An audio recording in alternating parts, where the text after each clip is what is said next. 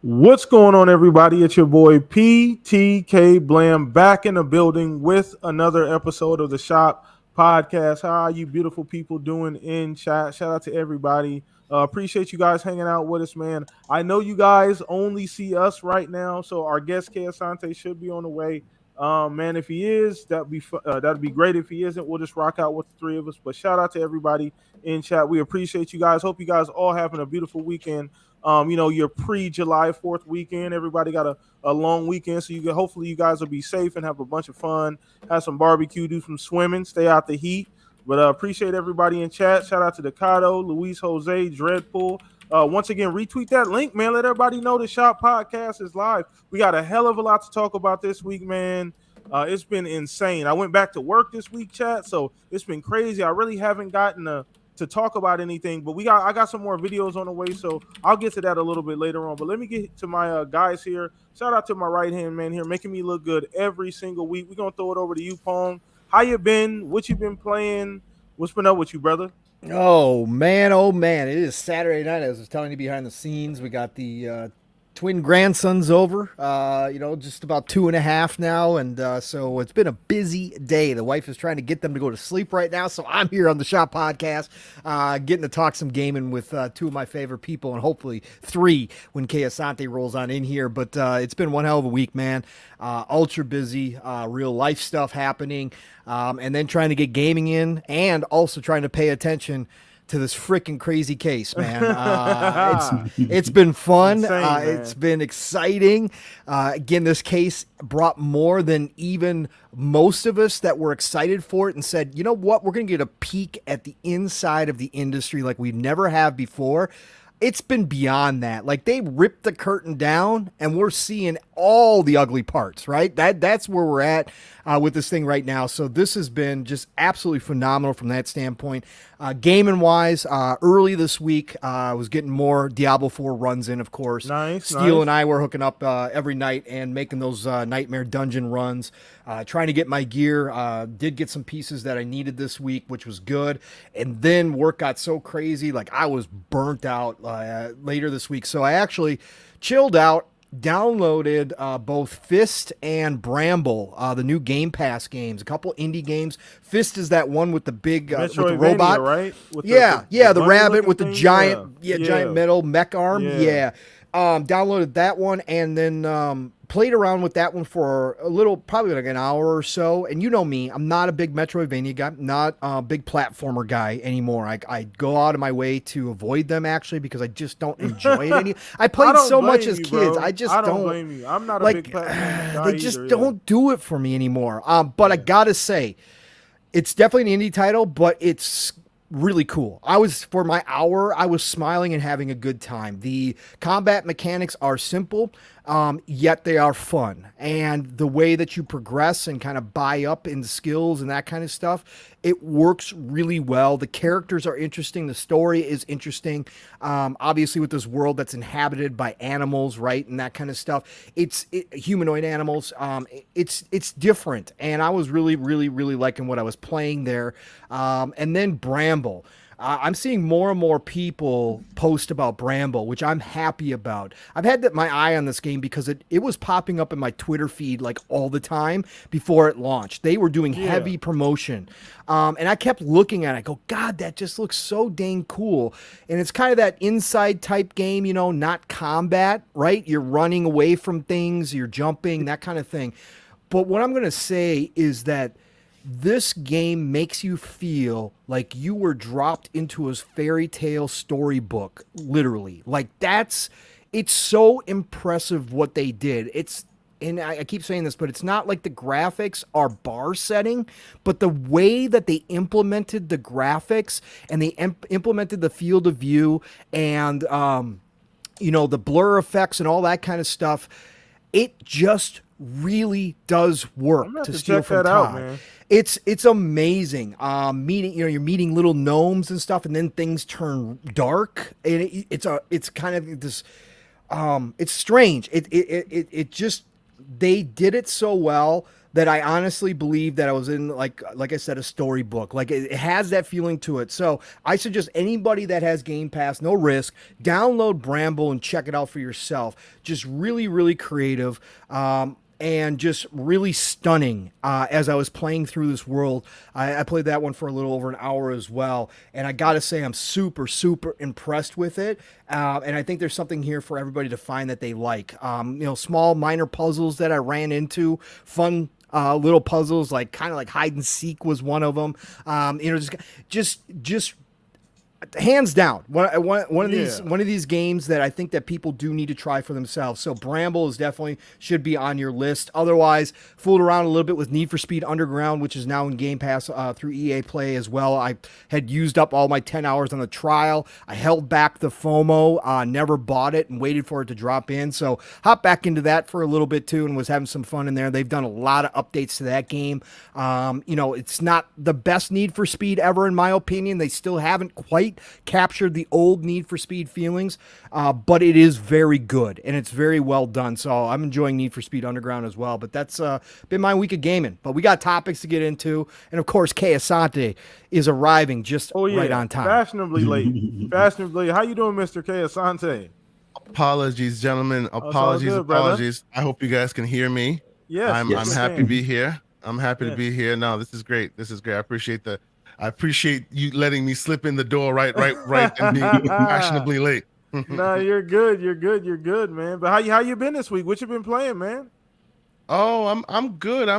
It's actually been an unusually busy week for me. Unusually because usually, it's been unusually busy, and of course, with all the stuff going on in the gaming sphere and all the attention we've paid, it's been kind of a busy week for me. Now, as far as the games I've played, much like Mr. Pong Soul, I am also considered somewhat of a grazer. So I have a somewhat of a healthy list ahead of me, but most of it I will freely admit played a lot of old games this week because I'm rebuilding. There's this handheld device that I was able to get my hands on, and I'm doing emulation, doing all this other stuff. So a lot of what is it this week? But a lot of War for Cybertron because my kid loves that, so we've been playing that a lot.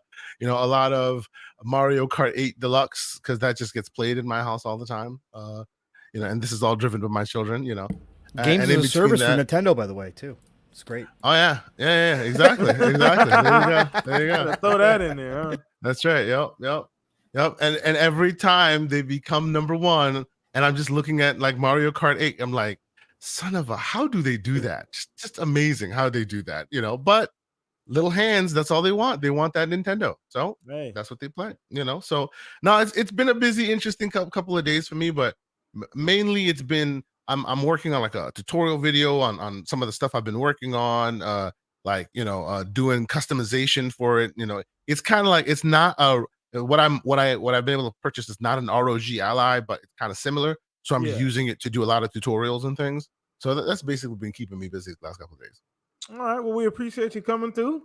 Fashionably late. That's always a beautiful thing, brother. You always got the keys to the back door, Indeed, so indeed. As long as you take your shoes off, but you appreciate you, man, hanging out with us, man. And shout out to Everborn, the other half of the gaming circle as well. That's where you guys can find Kay Asante. All of that information is down in the description below. So please show our guests the proper respect and love for hanging out with us, man. But we glad to have you here. We got a lot to talk about, brother. It's been a crazy week, as you've already stated. And we're going to get right to the nitty gritty. But let's get to Mr. Fuzzy Belvedere. How you been, Fuzzy? What you been playing, brother? Oh, I'm doing great. Glad to be here with you guys. Not been playing much other than Diablo 4. I downloaded Arc Raiders. Can't talk about it much more than that. But yeah, got to get some drivers updated on my PC and still eyeing 6 Days of Fallujah. I want to wait until they have the AI teammates kind of thing, because my sons don't want to touch that just yet. But 6 Days of Fallujah is probably the next on the buy list from Steam in early access. But Diablo 4 is still taking up a lot of time. I think I logged in maybe a total of an hour over this past week for the Division. And I think I got last week's cars for Forza Horizon just in time for the Thursday changeover. I don't know if I think I got the first car for this week or for between now and next Thursday, but the second car might take me a little bit more time. I have to peel myself away from Diablo, but other than that, it's been a crazy week. Just trying to stay away from the news somewhat so I don't get disappointed or surprised or jinx things. So well, you're about to hear all about it, Fuzzy. I know, right? Okay. You showed up to the wrong show, right? No, but it's going to be awesome to talk about some of the stuff. Yeah, I paid attention to a few of the things that the judge has been doing and some things that were said. So it's looking like next week will be a pretty good week. But I'm keeping my excitement wrapped inside until the official announcement. But man, a lot to get into. Let's do this. Man, shout out to you, Fuzz, for hanging out with us, man. You guys know me, PTK Blame across the board, man. I just been playing nothing until today because I went back to work this week. So as you guys have stated before, it's been a busy week for all of us, ironically, because none of us have really had a bunch of time to play very many games. But I did get a chance to barely play like a half an hour of Diablo today, but I'm definitely getting back on after the show because I need to get on there and grind. Got some things to do for sure. So Diablo has consumed me. That's pretty much all I've been playing until probably Starfield, to be honest with you. So, but anyway, let's dive into the show. We got a lot to talk about. Shout out to chat. Shout out to Pat Man, Shonsu, Wolf of Darkness, Decado, Sound Turn Up, everybody hanging out with us. You guys are amazing. Once again, share that link out if possible. I know Twitter was acting up today. Did you guys experience that? Yeah, we sure did. You mean they didn't pay their bills? Yeah, they're changing over. Yeah, that whole weird situation with Twitter. So retweet that link out, man. Shout out to everybody who's come and hang out with us today. But we're gonna dive into it. We are actually getting to the poll of the week this week because I think it's a pretty damn cool one. I did forego the poll of the week the last couple weeks, so it's nice to finally get into it. But if you want to be a part of that, once again, come holler at me. Follow me every single Monday. I do post it on Twitter. All of that information is down in the description below. But this week's poll of the week was Halo and Call of Duty. Let me go ahead and go back here. Sorry about that. Halo and Call of Duty are two of the most iconic first-person shooters. Which one had a higher peak, man? I was really curious. And shout out to the almost 500 people who voted on this poll. And 70% voted Halo. So that tells me a couple things, man, about the people who actually voted on the poll, man. But let's start with our guest here. Where you at on this, man? Did you go with the poll on this one? Halo, COD, which one had a higher peak? I know it's close, man. I may be the wrong person to ask about this one because to me, it is pretty close. I would also say Halo. I think. And just so you know where I'm coming from with it, I tend to be a more single player gamer with it. But I do know that the zeitgeist has not been the same since that hole that has been left by Halo. So I suspect that's the answer there. Okay. I think I would go with the poll on this one too. Now that may speak to my age a little bit, right? Because Halo's peak, some people would say, predated Call of Duty's peak, right? I think it's arguable. There was some overlap, but I played both. But I would say Halo for me would be the peak. 1, 2, and 3. Some people say Reach. I think that's blasphemous if you say Reach. Reach was a good game, but the multiplayer, I didn't like the loadouts. That's a whole nother story. We can talk all day about that. But in my opinion, if I gun to my head, you know what I mean? If you put all my money on it, I would say Halo for me. Call of Duty was close to. I think anybody that says it's like a huge gap is kind of crazy, but Call of Duty was extremely close. That first COD right up until like MW2 was crazy. It was all over the place. But I think Halo was a movie. Halo really was an experience at its peak, like standing there having a I don't know if you guys did any of the overnight like stand in line stuff for Halo. I know I did. I was part of all of that, so that was a big part of it for me. I did it for COD too, but it was something special about Halo. The community came together for Xbox. It was really special, but I'm going Halo on this one. So I'm gonna throw this over to you, Pong. Where you at on this one? This one is very close, because obviously I lived through all this. Now, again, as a casual Halo fan, I am a little bit skewed here, but I went through all of this because obviously I had buddies that were gigantic Halo fans. I've been in line for them. I'm going to give the nod to COD here, and there's a reason behind this. Uh-huh. Both were absolute phenomenons. Okay, when they hit their peaks, both were phenomenons. But I'm going to say COD because it was multi-plat. Got it. COD affected more people than Halo did. Now, I'm not saying that means it was any less impact for the fans that were there or that were standing in line or waiting on each new release. I'm not going to say that. But COD was one of the first games I remember being reported on the news for actually work production going down when a new COD released, right? They did studies on that, right? And they used to talk about it. Oh, new Call of Duty's coming out. Work production's going to go down this week across the entire country by such and such a percentage. Like, that's how big COD was when it was at its absolute peak.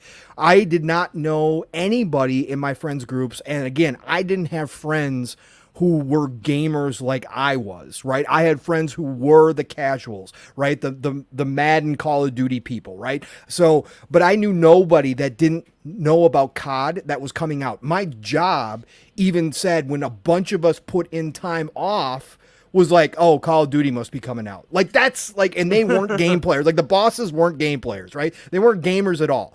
And they were like, "Oh, new Call of Duty's coming out this week," and they were like, like pissed. Thank God, we had PTO, so they couldn't say anything about it. But that's how big it was. So I'm gonna give the slight nod to Call of Duty, but I'm not gonna argue anybody if they say Halo because I know that as well. I did stand in line for Halo 3. Even as a casual fan, I wanted to play Halo 3. That's how big it was. So I do understand how excited it was. But midnight launches for Call of Duty were no joke. Right, they were no joke whatsoever. We had you had the Army and Marines showing up to recruit people. Like, it was insane. Crazy. Like, it was a different atmosphere there as well. So I'm just gonna give the slight nod to Call of Duty. That's fair, man. It's close. I remember that too. Like I said, I played a whole lot of both. It kind of overlapped for me. But I do remember those midnight releases for COD that were crazy. Police showing up, having to police the lines because people were going crazy. Trying to get to the front, acting crazy. So I'm going to throw this over to you, Fuzzy. Where are you at on this poll, man? See, for me, it was a little bit of a weird difference in my area. Like, I remember the Halo midnight releases, even though I was a PlayStation player. I remember people lining up, and I was thinking, well, it can't be Grand Theft Auto. What is everybody lining up for? Oh, Halo? Like, I didn't really play or pay attention to Halo until after I got my Xbox One. And I always remember those midnight releases were a lot larger, and at least in like the Pennsylvania area, than the COD ones were. Like, people didn't really line up for midnight releases for it because they could get it the next day or the day after. It wasn't as big. Like, it was a game that a lot of people played, but nobody really stayed up for those for midnight releases, at least from what I can remember. And I was huge on Modern Warfare 1 and 2, or what the Modern Warfare ones, just because I was in the reserves at the time. So it was weird. I would say, at least from what I can recall, Halo was the bigger one, at least in my area, just because people would actually stay up, other than it being for Grand Theft Auto, for Halo. But COD, you go in the next day, you go in Monday afternoon on your lunch break, you pick it up. So it wasn't like it was like a different thing. But I remember people talking about Halo to no end. Like, now later on, towards like 2015, well, no, probably more like 2017, COD probably picked up a good bit. Even it was funny with when they did the World War II one, more recently, before Vanguard. It was like two titles before that. A lot of people in the office are still huge about it, but they still weren't lining up for midnight. But then again, midnight releases are kind of a thing of the past. But that was all that everybody was talking about, more so than like when Halo 4 or 5 came out. So I would say early on, Halo definitely, later on, more so COD, and it was an annual thing. But I think that may have been the thing, and at least in my area, with it being an annual thing, it wasn't as much to try to, stay up at midnight and get it, unless because a lot of people switched over to digital too. So you don't have to go leave your home, or the convenience of just being able to play it right at midnight or shortly thereafter, kind of thing. So I would say Halo was the bigger one, just from, the attraction to the stores, or as far as the the rowdiness or noise made the night of launch type of thing. But both are huge titles. It's just now Halo's kind of slipped off a little bit as time has gone on. So. All right, all right. Well, no, once again, poll of the week, guys. So shout out to everybody who partook in a poll. They almost 500 people, man. That was a great poll, man. So once again, you can't lose with either one, Halo or Call of Duty, man. Both at their peak were juggernauts, still are, in their own different way. But let's move on to the next topic, man. I've been dying to talk about this all week, man. We're talking Xbox, we're talking Microsoft and FTC, the battle in court that they've been having this week. As Pong alluded to earlier, Pong, I literally been thinking every time we get some more information, I feel like you're just sitting back and I just the only thing I can think of is the Joker.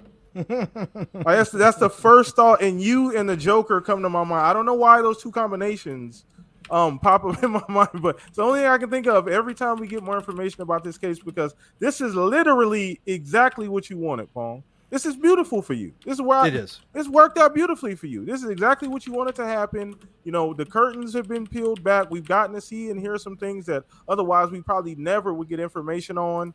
Some of it, has come out a bit odd, markers and things, right? Not quite being done the right way, information not quite being stored properly. But I just want to get everybody's quick opinion on, the end of the line is near. I believe they have until July 18th. Right, I believe until the deal is officially done, but the judge has until then. A lot of compelling arguments, a lot of lawyers up there, a lot of experts, quote unquote experts up there, looking a bit suspect with their information in their charts. But we'll get into this. I want to start with you on this, K. Asante. I know you've been keeping an eye on this, brother. I think you probably heard the Zooms, right? You've been listening to the Zoom calls? Yeah. Okay. I was lucky enough to be able to get some access to some of the links, awesome. So we were listening in on some of the Zoom calls. Yeah. So I mean, things have progressed quite quickly with this case, right? Mm-hmm. And we've talked about this previously. I don't remember exactly how long ago you were on the show, but I assume your opinion will probably echo what it did, what's going to today. So where are you at just with the case? The deal obviously is looming, in the balance. We got essentially the judge has a couple weeks to really get this done and say, hey, this is going to actually go through or not. But where are you at based on the evidence you've heard and just the fallout from this deal? Oh, I just think it's been such an interesting place that this whole story has moved into, and allowing this to be a visual thing, an audible thing that people can listen to and be a part of and can really hear it for themselves really did help in a lot of respects, kind of give people some of that, get some of the agency into the situation and really, really hone in on the fact that we are in the end games when it comes to it. As far as the substance of the matter, I really do think that it was a good showing on both sides. While I think the FTC kind of didn't make their case fully, they did kind of dirty up Microsoft a little bit here and there. There was a lot of confusing things. It's very funny when you're, and I'm sure all you guys understand what I'm saying because you guys are gamers and you're listening to all this stuff. It's funny when lawyers use $300 words to say things that you already know easily because you're a gamer, or they make ridiculous assertions that they possibly don't understand, but it's all just like normal because, no one's there to correct the record. For example, like the fact that Nintendo's console that you're playing now is the 9th one that has come out, which technically makes it the 9th generation of consoles. Nobody was there to go, by the way. So that just kind of was left to slide. That's one of those things, you know what I mean? Like, it is the 9th gen console because it's the 9th one to release. That's the barometer, but no one actually said that. So, stuff like that was super interesting. We're all in the background going, oh my God, I can't believe they let that one slide. It's been a super, super interesting time with it. My percentage on this whole thing, oddly enough, hasn't changed much because while I will tell you point blank, I think Microsoft really put it out there. I think they really they put on a strong show. In certain instances, there were certain parts where I thought that, hey, the lawyers should be making more mention of the fact that this or that is in place, and they weren't saying that. And that made me go, why are they not, fighting their own case? Yeah. But then But then I heard the judge actually advocate what the lawyers were supposed to say in the first place. I'm like, oh, see, there you go. The judge already knows that. Now, my initial thought on that is, hey, come on, Microsoft lawyers, do your job. What's going on here? But of course, then you speak with folks who deal in this realm a bit more frequently than I do, believe it or not. Gaz from Game On Daily, lawyer, who may not be working in this realm exactly. He works in other realms, not in an advocacy. I didn't even know Gaz was a lawyer. Wow. Right, exactly. And he's like, I was discussing this, and he gave me a different perspective that made me go, oh yeah, that's true, right? If you are in this situation and you find yourself not having to speak because the judge is speaking on the terms on your behalf, that is a sign that you've been successful. You don't have to speak on your behalf. You don't have to advocate for your stuff.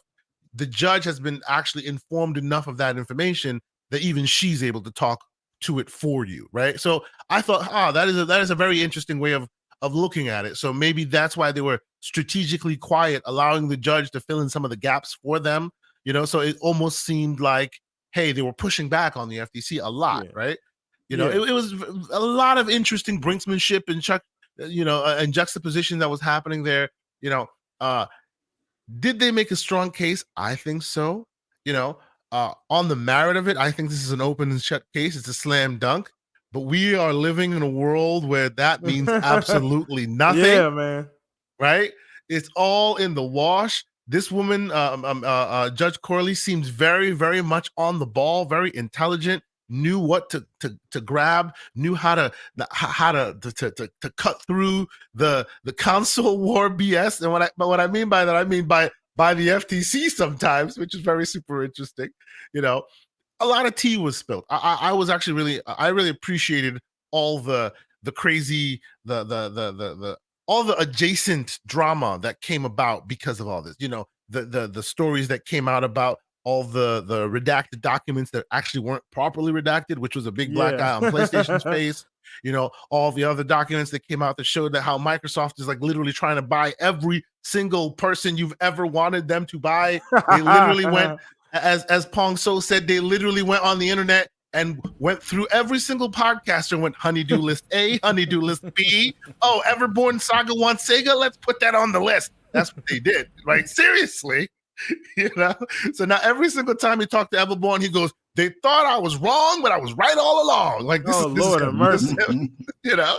This is him all day, right? So all that stuff, super, super interesting. So all that said, are we in a place where, and supposedly we have about a week here, like they say by Friday, are we in a place where we'll be here one of these days talking about, how amazing all this was and where we're looking at it in the rear view, or will there be a lot of wound licking happening in a week from now? I honestly could not tell you because it's just that unclear, right? Crazy, it's right? all about her and her decision, her process, and that a last thing I will say on this, the thing that I find so super interesting, because everyone is just, batting the case around back and forth.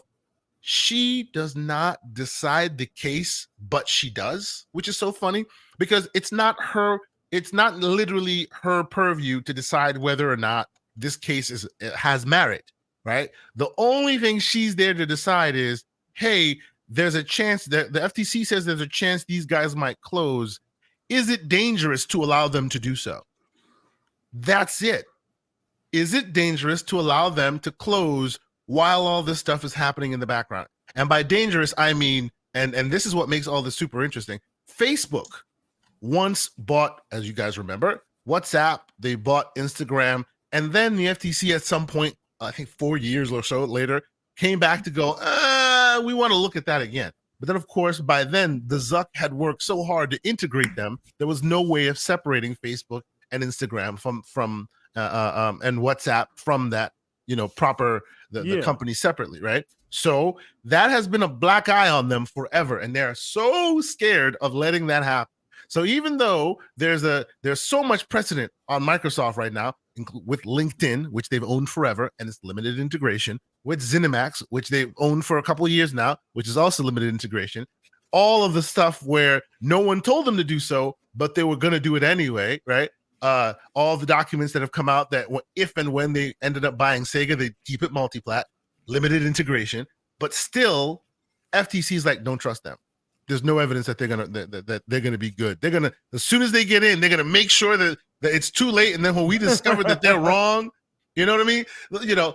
And then of course the argument is, but they have contracts. Contracts can be broken, but they said it under oath that can be shafted, right? In one way, they'll go, well, we believe that what Jim Ryan said was good because he does believe that the contract still allows him to have COD until 2025, right? Or the deal until 2025. And that contract, we will go there with you because that's a contract that's in their favor. But the moment you talk about, well, they have contracts for all these other companies to keep them there. No. Those contracts are null and void. Those contracts don't matter. Why? Because trust us, bro, they're not trustworthy. You know what I mean? But he just said under oath, he just said he would not do it. Yeah, he'll find some way around it. Don't worry about that. This is what the FTC's argument was. Trust me, bro, they're not trustworthy. But the American law is about governing about contracts and rules and being called to the carpet if you break something, right? Mm-hmm. And this is probably the second largest American company in existence, and you're literally and by the way, the CEO who you had on to interview him, he just left the leader of the free world's office to come to you to have this conversation. And this is what you're going to talk to him about? In video games, he's not to be trusted? It's a very, very, very, very interesting line of argument to have there. And we shall see if Judge Corley buys it. You know what I'm saying? So that's where I'll leave it. That's crazy. That's crazy. So I want to kind of piggyback off of what you said because it is an interesting angle. And I've heard a lot of arguments this week. I put out a couple tweets and, I've had a lot of people hitting me up saying some crazy things. And so my only counter argument is what is your actual problem with the deal? I still have yet to hear an actual valid counter argument because to me, if you're arguing there's a problem with Xbox exercising their business right and spending the money that they earn to compete and to stay and to stay a relevant company in this market, that they clearly aren't dominating, right? On paper or any way, shape, or form. And PTK, let's even go further than that, right?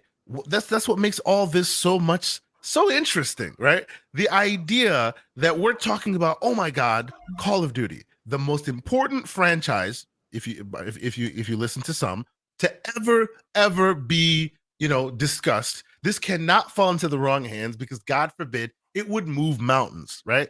And then the FTC lawyer, the FTC's experts, even their experts whose math was proven to be fuzzy. Yeah. Even the experts whose math is supposed to really, really be that smoking gun said that ultimately, if they went full console exclusive, now this is not even just full console exclusive as in future Call of Duties. No, this is full console exclusives, meaning everything that's in the PlayStation Store today gets pulled out.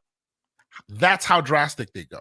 If they go that drastic, it'll move 5.5% of the people who currently play COD on PlayStation. 5.5% of them will come to Xbox, potentially. Insane. That's all, right? So what the heck are we talking about here? Why are we even having this conversation? It is meaningless. We're not talking 20%. We're not talking 30%. If they took everything and then literally just closed up shop and said, no more soup for you, PlayStation, they'll only get 5%. Barely a blip on the radar. So my perspective on this, and great breakdown, Asante, because I agree with 100% of that. Like, I don't understand. So to me, and I'm going to throw this over to you, Pong, because I've been dying to hear what you had to say all week. I know I listen to FSP and everything, but I've been dying for you to come on here and spill. But ultimately, what are we saying here, right? What are we really looking at?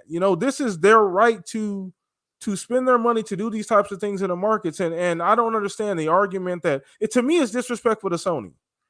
Because what Sony's built, they've spent this time carefully curating, carefully spending their money, doing the same goddamn thing to Nintendo, doing the same thing to Sega to get to currently where they're at. They built these first-party studios. What happened? You guys don't believe in Sony Santa Monica no more? We don't believe in Sucker Punch no more? Like what's going on here, right? Like these are the I've been heard for the last 10 years how awesome and amazing these first party studios are. You guys don't believe in them no more? They do. So I mean, what are we They talking do, though. about then, Paul? They what do, are we though. saying? They do, though, right? Because Jim said it behind the scenes internally, right? We've got all that information. We know what Jim's been thinking about this deal from the beginning. We also know why he took this route, because we've got the email exchange between him and Phil that set Jim off. Because Jim, if you read the email between Jim and Phil, the email exchange, and the demands that Jim made, he was not speaking to Phil as an equal. Okay? He was speaking to Phil as a lesser. And that is the ego, and that is the pride that has tripped up Sony in the past. And it still permeates today because of the dominating force that they have been in this industry, because of how devs and publishers have bent the knee to them to sign these deals to make sure that they get access to their 100, 120, 140, whatever you want to say, million customers. This is how Jim has treated this entire deal. That email exchange said it all. When Jim has, and again, this is a businessman, and again, all of this is straight business. I've said this from the beginning. Exactly. Jim could care less what we think about him, what his own, customers think about him. He doesn't care. All he cares about is the bottom line, right?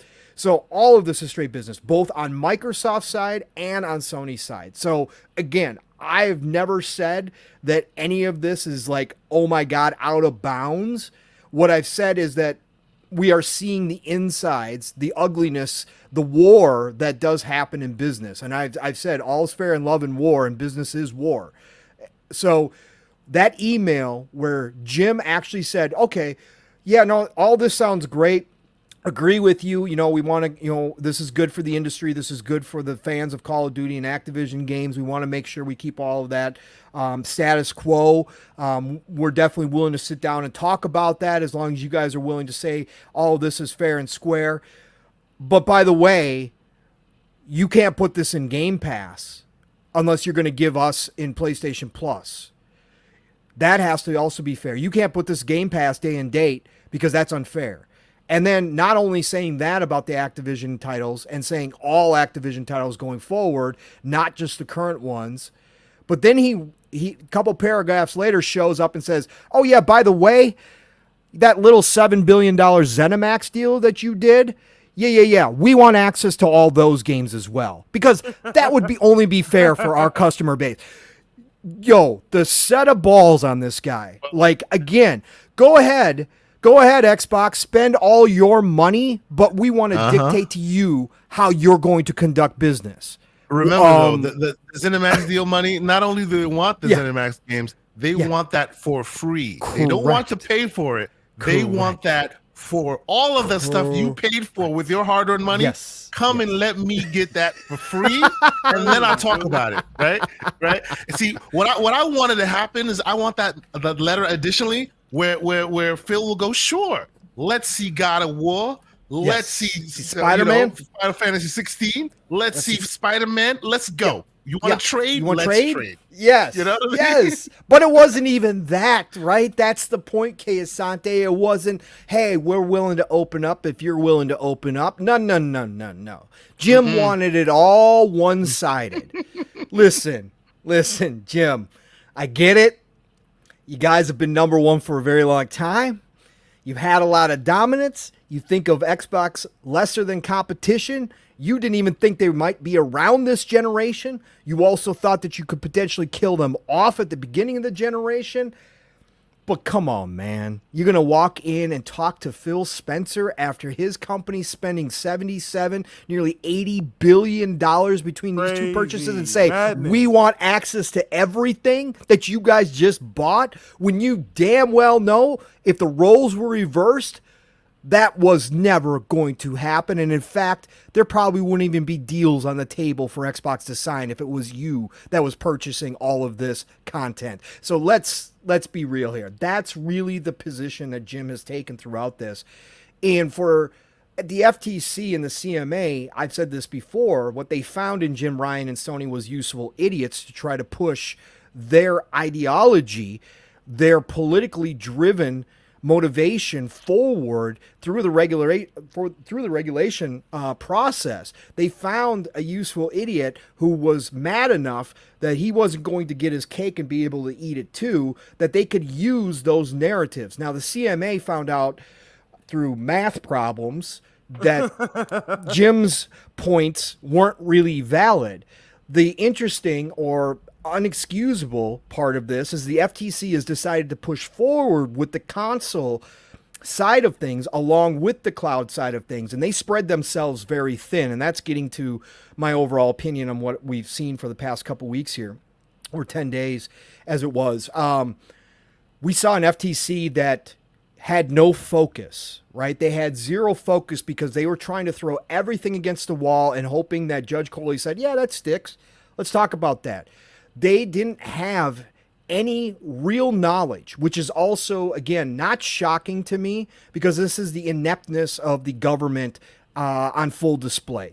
This is how the government does most business, right? They had no knowledge. You would think that this being the biggest deal in Microsoft's history and in the video game history, and you want to make this a big spectacle, and you want to make this the one that you kind of said, yeah, this is the one we're going after. We're going to stop big tech. Microsoft is not going to get this deal through. You think you might put a little bit more effort into this one, but they didn't. Again, I think it was Sappho, great community member, said in one of our chats, it was like watching a public defender. And that's exactly what it was through most of this. They've had moments where they did look better, especially the last couple days, but that was just because they were so awful prior to that. I think that people are giving a little bit more credit for those past couple days than they actually deserve. The FTC was completely unprepared for this case. They had millions of pages of documents and couldn't find a smoking gun. All they could do was try to do gotcha moments through every single part of the witnesses questioning, right? That's all they could try to do was gotcha. And they failed miserably in most cases. And so I think overall, the thing to take away from the past 10 days in a general sense is that if this PI is granted by Judge Corley, I will sit back and say, now, I've said this was political from the beginning. Yeah. I've talked about it, touched on it a couple times. It's hard to avoid it in this type of scenario with this type of case. She was a Biden appointee. So I've avoided, bringing that up. I know a couple people have elsewhere that she is a Biden appointee. But what I will say is the way that she presented herself, if she grants this PI, then she obviously saw something in the documents that we weren't allowed to hear about, in the numbers and in some of the back and forth behind the scene, like Satya, where he couldn't, they wouldn't speak about it out loud in public, but they had him confirm certain things that were said and certain charts that were in some of his correspondence. She must see something in there that we are unaware of that made her pause on this. But everything that I've heard from people who are, much more attuned, again, Hogue, unfortunately, is still recovering. So we haven't gotten his full, we haven't gotten his full weight of commentary behind this one. But from what he said, he's a little bit, he thinks it's 50-50. He's a little under 50-50, the FTC on the losing side. He's a little under 50-50, but he's closer. And other people, obviously Foss Patton's, who's extremely emotionally wrapped up in this case. So you do have to take a step back on that one, but he's done a great job covering it all. Just certain people that you listen to, the analysts throughout all the news, that kind of stuff that's popped up. Everybody said from the beginning the FTC doesn't have a case, and nothing in here changed that. But like I said, maybe for Judge Corley, she saw something that would give her pause. From what I know, it is the FTC who has to prove, again, that they have a winnable case going forward. That's really what Judge Corley is deciding here, to grant the PI or to not grant the PI. She's not deciding the case. they're still go through the whole process, even if she doesn't grant the PI. But her job here is to look and analyze at everything, all the information, all the facts that have been brought up to her, and decide whether or not the FTC actually has a winnable case. Yep. And that, to me, is really tough sledding for the FTC, because the console side of things has already been shot down everywhere, and there's a reason behind that. We heard it again throughout this entire process. Like Kay Asante just brought up, I don't care what percentage you use, even if you use the 20% mark that was just randomly given in that report, right? His model spit out numbers between 15% and 25%. So he decided to take the middle and throw that in the official report, right? And Microsoft's attorneys, shout out to Beth and the rest of them, they all did a great job here. They obviously proved that you can input different numbers and get different figures in that model. So, but even let's take the 20% at face value. If you take that 20% away from Sony, let's say current gen numbers, that still pretty much just makes Microsoft even with them. That does not give them in some insurmountable lead. It does not all of a sudden flip-flop everything and all of a sudden Sony is in the gutter in third Sony's place. Not going to stop making games all of a sudden. They're not. So the console side of things is completely out the window. I believe that. I don't believe Judge Corley believes in any part of that there's any theory of harm to the console side of things. The only place is the cloud, because the cloud is a nascent market that right now is made up. There is no factual numbers behind the cloud that anybody can point to on either side as to what type of value you place on that market. If Judge Coley decides that it is actually a separate market, if she decides it's not a separate market, then it's case closed. It's over with. The FTC is completely lost. But let's say she does think that the cloud is a separate market. There is no numbers, hard data that anybody on either side can point to whether it's going to be big or whether it's never going to really flourish into anything that's, profitable or worthwhile. And that's the hard part, because then you get into the crystal ball stuff. Then you get into the feelings. Well, do you feel 10 years from now the cloud is going to blow up and all of a sudden Microsoft could have a monopoly in the cloud just because they own the Activision games, the Blizzard games, and the King games along with the rest of their library? Do they honestly believe that? Now, that's a little bit more hard because, again, it's on Judge Corley's feelings. How does she feel the information was presented? Does she take a look at all those things that Satya said about the cloud being one of the pillars within the strategy for Microsoft and Xbox? Does she understand that Satya was talking bigger than just the games there, that he was talking about the software in general for Microsoft, including the gaming division? Or does she think that he meant the Xbox? Because in context, a lot of the conversations were about the Xbox side of things. So could she take that and say, well, no, I think there is a case here for the cloud market, and grant the PI? That's going to be the interesting thing this week if she comes down with her decision this week, and I think she will. I'm saying by Friday she'll have this decision.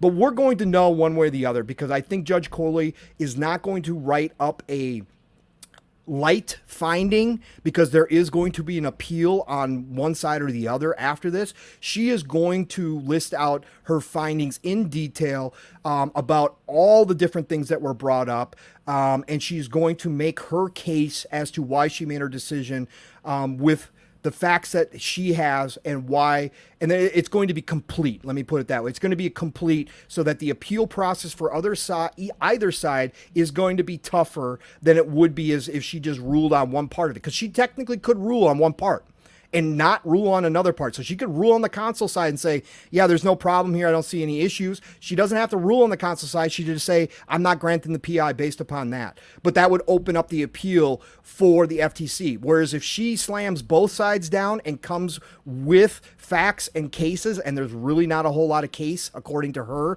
and the attorneys, there's not a lot of cases like this. In fact, this is so unique, they were having a hard time coming up with cases in the closing arguments for points that she was bringing up on both sides.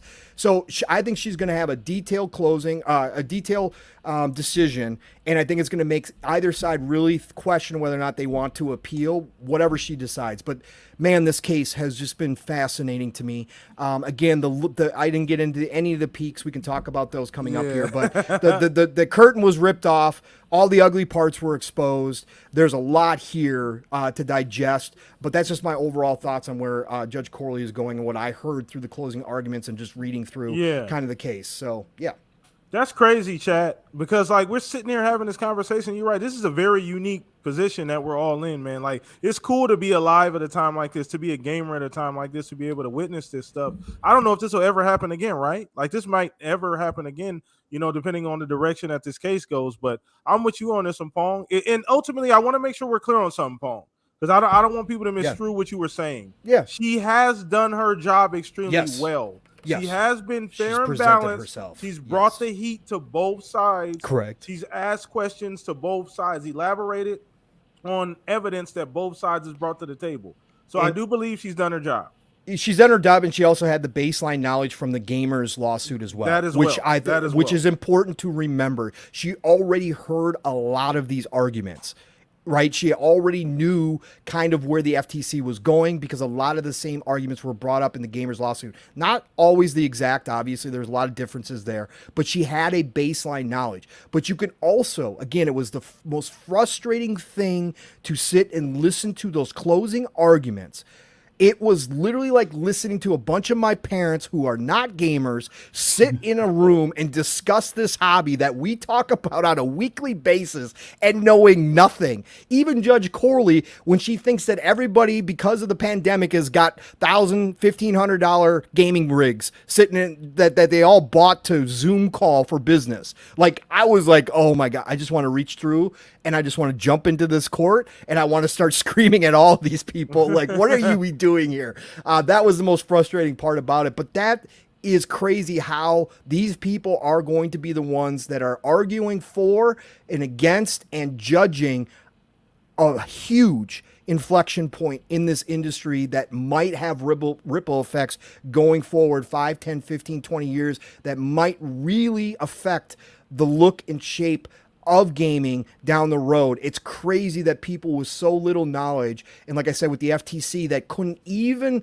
spend the time to investigate and have a real good baseline knowledge of the gaming industry, are the ones that are deciding all this. It is insane to me what I heard. Can I add two small nuggets to what you were discussing here? There's the and Pong, I completely agree wholeheartedly with your take. Very, very, very well reasoned. This is why I like hearing what you bring down, because you bring it to a different avenue. I will add only one thing about her appointment. About her appointment by Biden. Yes. You can make a case that there's mud on the shoe on both sides, right? Sure. Her son works for Microsoft. Sure. To put that out there beforehand, right? Absolutely. That lawyer, the lawyer from the FTC, who everyone agreed had the punchable face. Yeah. And I'm talking about the one that was talking about, is Diablo exclusive? You know, he used to work for SIE, so there you go. Correct. There's mud on shoes everywhere. There is, but that's why. That's why that's why it just lends to the assuredness about this, right? It gives me pause as much as I heard throughout this, and I was like, oh man, it's over with. There's no way she's going to say. There's just the only part that is very, very interesting is what makes this kind of interesting, because she's not deciding the future of this, but she kind of is. Because Kotak basically confirmed that if a PI is granted, they're walking away. Yeah, they'll walk away. So even though she's not really deciding it, she knows that she's kind of deciding it. Kotak? Really? That's the thing. Oh, you know what it is. You know what it is. You know what it is. We talked about this, and I know we're gonna get to this before Fuzz, and I want to throw this back at you, Asante, because I want to get your opinion. Remember, we have to talk about this. The whole reason this whole deal even exists is because of Bobby Kotick in the first place, and him treating Activision like his personal boys club. So let's not forget the human element. And I don't understand why people aren't bringing this up. This company was not in great shape before they showed up to Xbox's door. They were already heading towards a case anyway. Absolutely. And this is why, and people have short-term memory. They think with wallet, right? They think with the dollars, right? I don't understand. And at the time when all this started to come ahead, right? They didn't have Diablo. It hadn't launched yet. Nope. Overwatch wasn't doing as well as it was. No WoW expansion. 2.0 release question mark. No WoW release. Exactly. Nope. And then what was it? It was one lawsuit after another, after another, after another. Mhm. The moment Microsoft announced this, that whole lawsuit stuff kind of sealed in amber, waiting for Microsoft to come and like wash away the negativity and kind of fix it. So all that drama kind of just went away, like just until all this ends, right? Do you think if this deal closes or this deal is kiboshed, do you think all that stuff just goes away? I Nope. think that for some one way, reason, or shape or form, because yes, there's only one lawsuit still pending, which is the one that they themselves have against California. But I'm talking about the Bill Cosby room people will come back out the woodwork and want their pound of flesh because Microsoft coming out to say we're gonna purchase them. That's what held all of those situations at bay, right? And yes, today they have all these games in the works now, so the dollars and cents look much better. So the people with the money who agreed 100%, well, 90 some odd percent for this deal to go through, now they're looking at it going, hey, it's worth more now. Right. But they also are smart enough to know that you don't release a Diablo 4 every 2-3 years. Correct. Right? You don't release an Overwatch every X amount of years. So I'm sorry, but it's a smokescreen to think that you're going to get the same amount of money. But it is true. What I will say is whether you believe Kotick or not, and we'll believe him as far as we'll throw him, right? But it is true that you don't want to go back to these same folks after all this time and all this drama and ask them to renegotiate that deal. You don't want that. You want this to go through as it is. So if he puts it out there that this is what they're going to do, shareholders are listening. You know what I mean? Right. So I don't think he'll just say that and lie, bold-faced lie. But then again, we did see Lion crying, flying, completely do that situation, and somehow he still gets away with it. So hey, we shall see. It's just an interesting position because I remember all of that. I remember all of those cases and where this company was at. Call of Duty was at its lowest point it's ever been at. There was nothing going on at Blizzard. There was nothing going on at Activision. There were no games being made. Every studio there is working on Call of Duty. King is the only studio there actually doing anything different that's actually showing that it actually has a profitable future. Like you said, we didn't have Diablo 4 yet, right? So you had all of this negativity built up, and like you said, Microsoft swooped in and said, "Look, we'll pay to get this guy out of here. I know, look, I understand all this, but you got something that we want. We can help you out. We got an open pocketbook. We got a whole lot of money just sitting that we can use. We'll clean up the HR stuff. We'll take care of that court stuff." And then we'll take on all of those assets because we can absorb that. It makes sense, bro. Like you said, how do you go back to that? You can't go back to that. What does this do to Activision if this deal doesn't go through?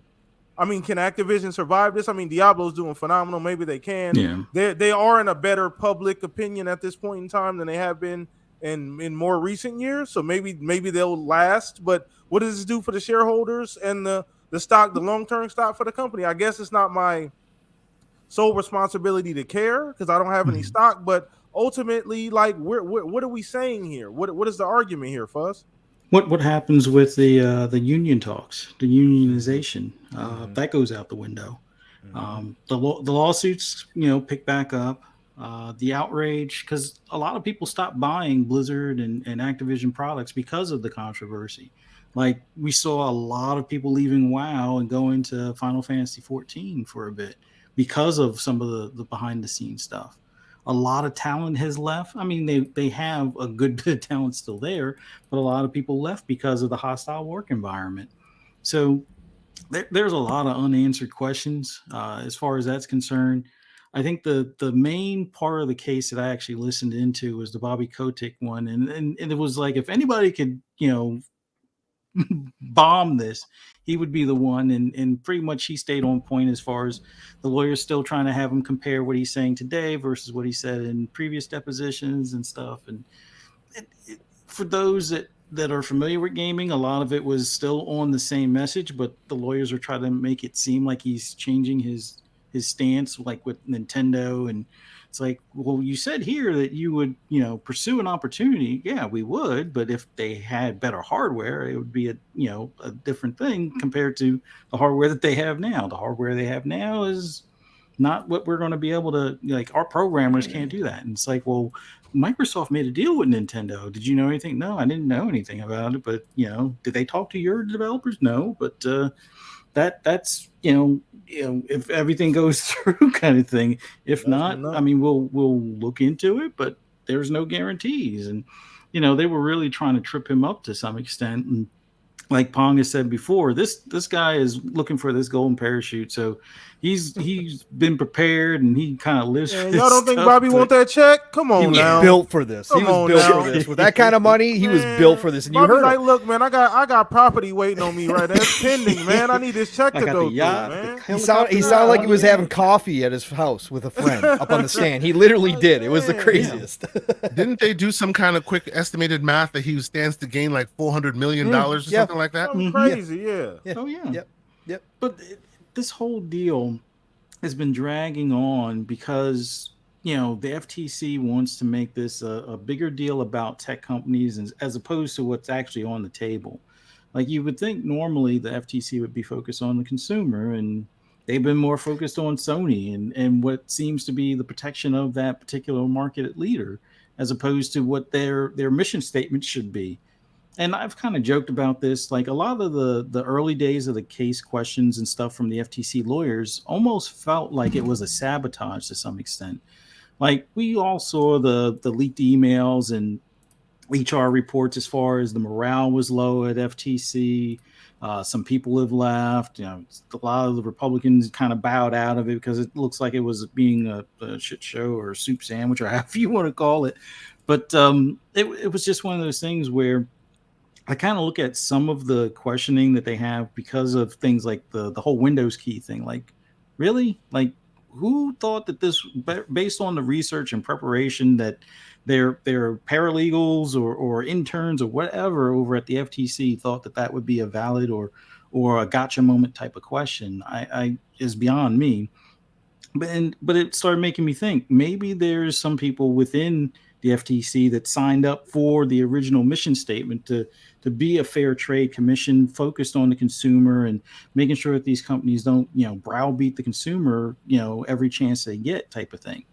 And it doesn't seem like that's what, Lena Khan is about. She's more about this agenda to just, say no to everything big tech as far as when big dollars are concerned, as if there's not enough hands in the pot type of thing between lobbyists and other deals. Yeah. But it was just funny to me because a lot of those preparation questions and things, and like even the Google guy that they brought in as their witness, kind of put their foot in their mouth kind of thing, bringing them even on there. Like, typically, like, I'm no lawyer. I'll be completely upfront, but I've hired lawyers. I have a lawyer retainer, and typically when you have cases, whether it be estate stuff or any type of thing regarding business or trade or something, there's usually a sit down and preparation and go over the questions and rehearsal and stuff like that. And it just seemed like they didn't really do much of any of that stuff.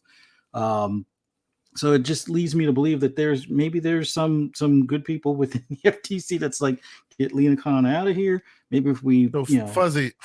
So what you're saying is, maybe they should have talked to the guy that they brought up from Stadia to say, when they ask you what market you're competing against, don't say the consoles. Yeah, exactly. Maybe that would have been something to tell them, right? Yeah, that would have been part of the whole preparation stuff. So whoever was supposed to do that, they probably like, yeah, we're going to sabotage this whole thing. And let's not forget, they when they had that budget meeting as far as trying to get more funding, they were talking about like receipts for these experts and things that they would hire as advisors. I want to see these receipts and who these people are, because if they were advising them on this stuff, man, they just robbed the government of millions of dollars. Like, seriously, like, who prepared these people with this information? And they gave them flashcards, Fuzz.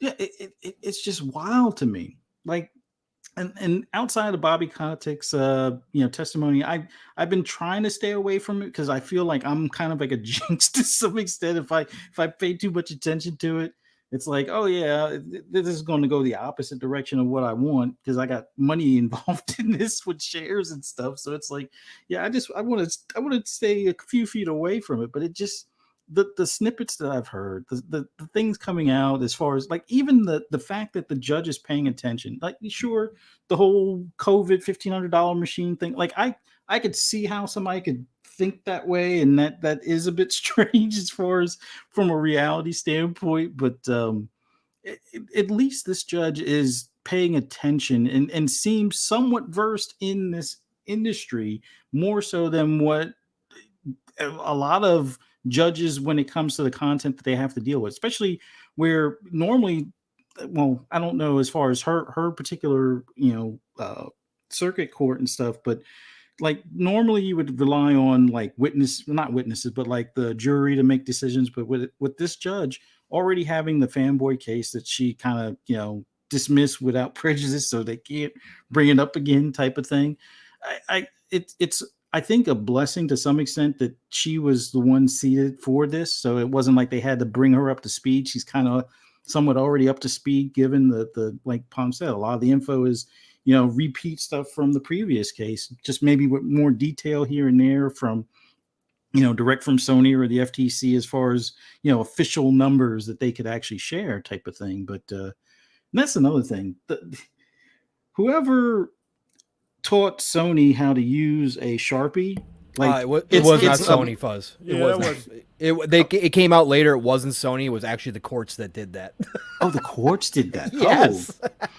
So they picked up the highlighters and said, well, no, it was, they used the black mark, but they didn't take the extra effort to make sure that the stuff wasn't No. Wow. That's why they pulled down all the docs after that. They tried to fix a bunch of them and they just pulled them down. They said, nope, we're just going to pull the whole thing down. It was hilarious. Yeah. The funny thing is the web archives are out there. So they're still out there if you really want them. Come on now. Forget the web archives. Forget the web archives now. If you want the whole thing, go reach out to Everborn Saga. He has the treasure trove. He got the whole deal as soon as they put it up there. He was reading the whole list to me a few days ago. Like, it's out there at this point. Everbone's got the Epstein freaking hard drive. Oh, wow. He got the hard drive at this point, With the JFK footage on it, too, huh? Crazy. Oh, man. It's easy to pull at this point, Yeah, but it's just wild to me that this case is going this far. And, yeah, we still got the CMA stuff looming, and that's going to be another... I think I won't say circus, but it's going to be a big top show, I guess you could say, whether it's the closing over top of, but I think they're going to probably wait out Cat maybe a few days before the 18th and come like midnight on the 17th. It might be like, well, we'll apologize later, or how does it go? It's better to ask for forgiveness than permission kind of thing. So Yeah, that's how indeed, yes, sir. Mm-hmm. But yeah, I'm looking forward to next week, regardless of what the decision is. Obviously, with money involved in it, I would prefer it go a certain way. It just makes sense to me that they would, be able to proceed and go through with closing and stuff like that, for the fact that there's not going to be any harm to the consumer in this case. Like, I know a lot of people are in their feelings as far as how, there's that potential. Even though they've said they wouldn't do this, there is that potential. They could make things exclusive. Well, here's the funniest thing about the whole matter that came out with lying, crying Jim Ryan. He's going to probably make it so that it is exclusive. Like, he already said he's going to withhold the PS6, as far as the dev kits and things like that. Like, he's not sharing at all. He's not doing so that. It's like at that point, that should almost tell the courts, like, oh, well, if you're threatening to do that, then they don't need to put it on your system. So they could just put it on PS4 and that'll be the last support, or PS5, and that'll be the last support you get for Call of Duty because of your own doing.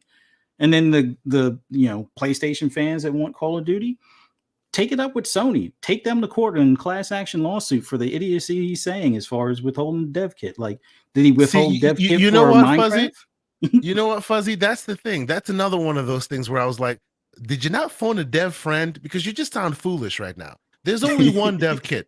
There aren't different kits for different games. There's only one kit. And by the way, on the Xbox side, every console retail is a dev kit. You can convert it into a dev kit if you so choose. There's no way on God's green earth you're going to deny your number one supplier of Minecraft a dev kit. BS. Absolute hogwash. Well, like they did. ridiculous. They did. Phil said they did. That's why there was not a PS5 version. They did on the PS5, PS4 iteration, but even that, like, there's no way.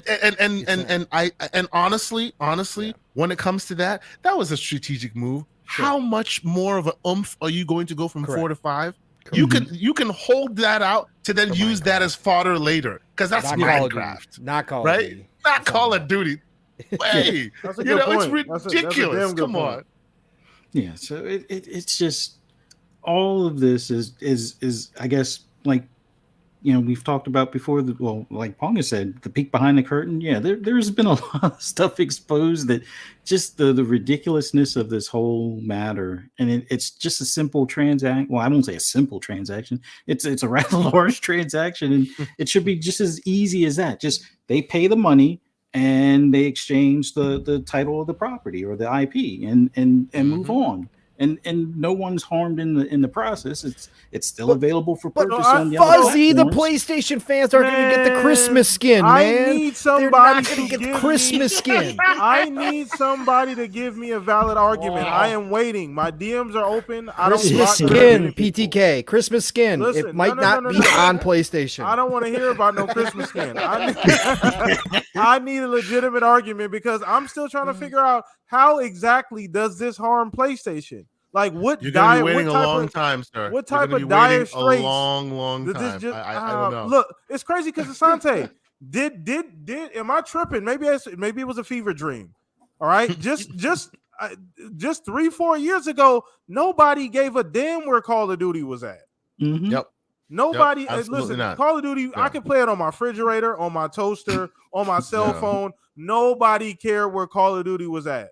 Yep. Now all of a sudden, the only thing that's changed is Xbox, or sorry about that, Microsoft plopped down $70 billion. That's the only difference. It's the only difference. So it's just, absolutely. I have yet to hear a compelling argument. I don't want to hear about no skins. Don't look. Talk all to me I about will skins. all I will say is you're going to be waiting very long for that. Man. And there are two things that I've learned on both sides of this thing. On the PlayStation side, he has earned his place on the Mount Rushmore of snitches. I don't care. He has done his job. Give that man the accolades. Let him go speak to schools on how to be Daniel and put a thumb in Goliath's eye. He has done it. That's him, right? And on the Xbox side, I have learned that, man, they are more ruthless than I gave them credit for. Yeah. You know, I used to always call him out, but now I got to say, you know, respect to the booty. Forgive me, I had to do that one. Forgive me. That's a small one. You know, but in the DMs and in the emails, that man is a ruthless. The booty's ruthless, man. We want to see that on Front Street. You know what I mean? He's out there sniping fools left and right, as we want him to be. The mea culpa and the mea culpa that they do in the front, that everybody goes, oh, we want to see some teeth. There are teeth there. You know, you can see they had teeth this whole time. They've been, you know, taking the message and they've been doing something with it. Yeah. We just haven't seen them come to fruition yet. But it's great to see there's some passion there, you know? And on top of that, too, let's not forget, it has now come out that we have definitely been getting the double speak from Phil, because 2021, November of, he made the decision, which they didn't inform anybody publicly, that all ZeniMax games going forward are exclusive, not this case by case basis that he's been saying. And they were even shocked behind the scenes, right? The email exchange was between Booty and somebody else, because Booty came out of the meeting. I forget who it was. Who the hell was it? It was one of them. And he said all of them. And Booty said, "Yeah, all of them." so yeah. And not only that right there. See, that right there was amazing to me. What bowled me out of my chair. Not only did he decide that all of them are exclusive now. Oh yeah, and we're opening the wallet. That Indiana Jones, son, that's mine now. Yeah, that has never happened. Yep. That has never happened. They are licensed IP, you know, which he said he didn't like. Which we all said they needed to do, right? Asante, we said that they needed to go do this, but we didn't. Phil's philosophy is completely against that. But Phil has been cold-blooded enough to realize. But see, this is my thing. This is my thing. They are terrible at marketing. Because if Yeah. this was Sony, they'd be on Front Street like, guess what? We snatched it, bitches. It's ours. Yeah, right. Exactly. Definitely. That's the one thing. That's definitely the big difference. Thank you, Louis Jose. It was Tim Stewart, the CFO, Tim and Stewart, Bowie yes, who had yes, that discussion. yes, Yeah. Yes. For sure, You for know, sure. so it's absolutely insane that they're doing what we want them to do, but they're hiding it. Like, come on now, be on Front Street with it. It's crazy. It's really that's the surreal thing to see, right? Like that's why I said every time I get some new information, I just see that Joker face, and I see Pong's face. I see him rubbing his hands together like Birdman. It's not about the money. It's about sending a message. Exactly. Exactly. We need to see this. I need all the goods. You lucky Pong ain't a judge. Thank God Pong didn't decide to be a judge. Oh my God. Like, man. Be crazy, but no. But ultimately, guys, so the interesting, and I want to ask everybody this, right? This case obviously is going to close fairly soon, right? All of us, I believe, within a week, we all feel the same way. We'll have a final decision. Yeah. If the case fails, right? If it does not go Xbox way, right, or Microsoft's way, and Bobby Kotick isn't lying out of his ass, and actually they do pull out of the deal, what happens next? Right, so I kind of want to start with you, K. Asante. I don't know if you've thought about this, because I know some people, some people are a bit, they don't want to think about stuff too far ahead. Don't stop the malicious laughter, Pong. So keep doing it. K, remind him about the wish list, buddy. Remind him about the wish list, because listen. I'm saying this all. Listen, baby. Come on. I know what's going on. I'm asking this question on purpose. Come on, I know where we going. I've been doing this for a long time, Paul. I know exactly where I'm taking I know, this sir. boat. I know, sir. That's why I was laughing, because I know K. Asante is going to hit this right now. As the FTC said in court, if it wasn't this big a deal, if it wasn't this kind of money involved, we wouldn't even be here right now. Bother with it. I know where I'm going with this. Oh yeah, go ahead, Asante. And of course, we have all been speculating, right? And lucky, that's the best part about this. All these cases, it's not even about what's actually on Front Street, what's being talked about. It's all the stuff that spills off the table that is really juicy and that fills you with such new information, right? Correct. And that new information now tells us that they are as petty as we want them to be. They are as ruthless and as cutthroat as we want them to be. So if we live in a world where this comes to pass, where all this happens and then they don't get to the promised land, so to speak, it's going to be really, really messy out there. It's going to be really messy out there because like these guys know exactly what the line is. They know exactly where the line is and not to go further in order not to hit regulatory attention. There's going to be some money hat sniping left and right all over the place at this point, because you can definitely tell that Phil and team are about that, right? They don't want to be about that. They want to be above board, right? That's why they're going about it the way they're going about it. But after all this drama happens and it happens and somehow it ends with them not getting this done and it sets that dangerous precedent. Oh yeah, what are you telling them at that point? You're telling them immediately. I won't put myself on a position of sloughing again. So I'll be quiet real quick. But I was about to say something stupid. No, I will say, it's all on the table, man. It is all on the table. And I'm not saying it's going to be terrible business or, people are in their fields about, oh my God, they're going to, scorched earth. They're going to do all this crazy, crazy stuff. But they have the money. They're all in.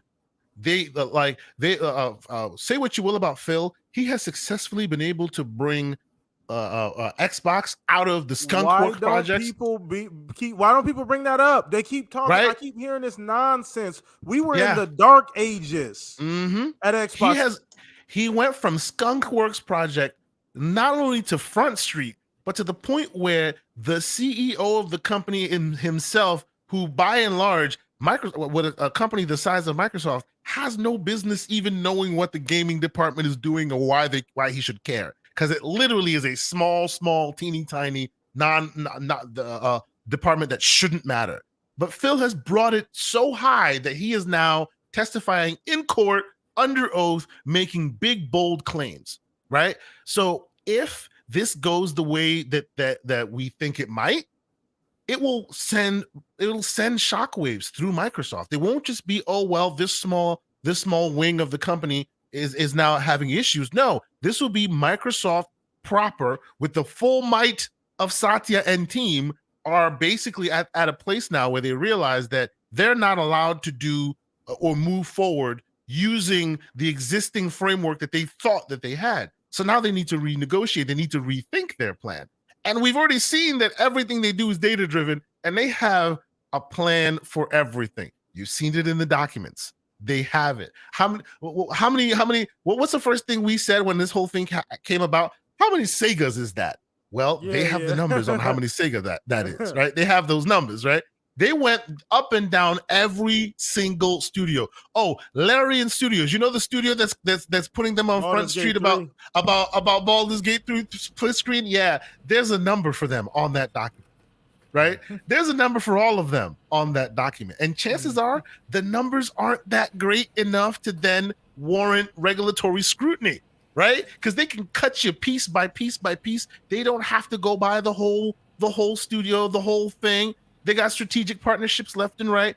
It will be super interesting. But I will just stop by saying, temper your expectations a little bit there. Yeah. They won't do it like I say, like for instance, maybe Jim will do it, right?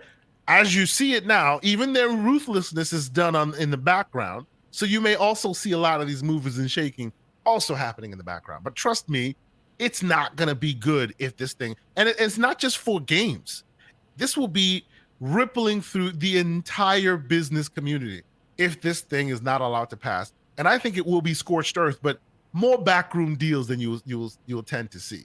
That's what I think is going to happen. Yeah. Okay, that's super interesting too, because I've thought about this, right? Like, you always want to. Me being an Xbox fan, Chad, obviously, I want the deal to go through because I just don't see I don't see any negative, real long-term effect to competition and or consumer. But seeing it from the stance that it possibly would fail, what is Xbox going to do next? Because like you said, my immediate first thought is, okay, we pay the $3 billion, right? That's the fee that they have to pay. You know, if it doesn't go through, we pay that. We still got what, 66 left? Oh, no, PTK. Or, well, I know, No, sir. They don't pay the $3 billion and keep it moving. No, they sue the FTC for the $3 billion because they've already said they're going to. Oh, okay. Because you delayed us. You ruined our timeline and made them not want to continue. So we owe them $3 billion. Come on, U.S. government, give me $3 billion. Which is actually us, the taxpayers. So which is us, the taxpayers. Yes. Lord. yes. Oh, Lord.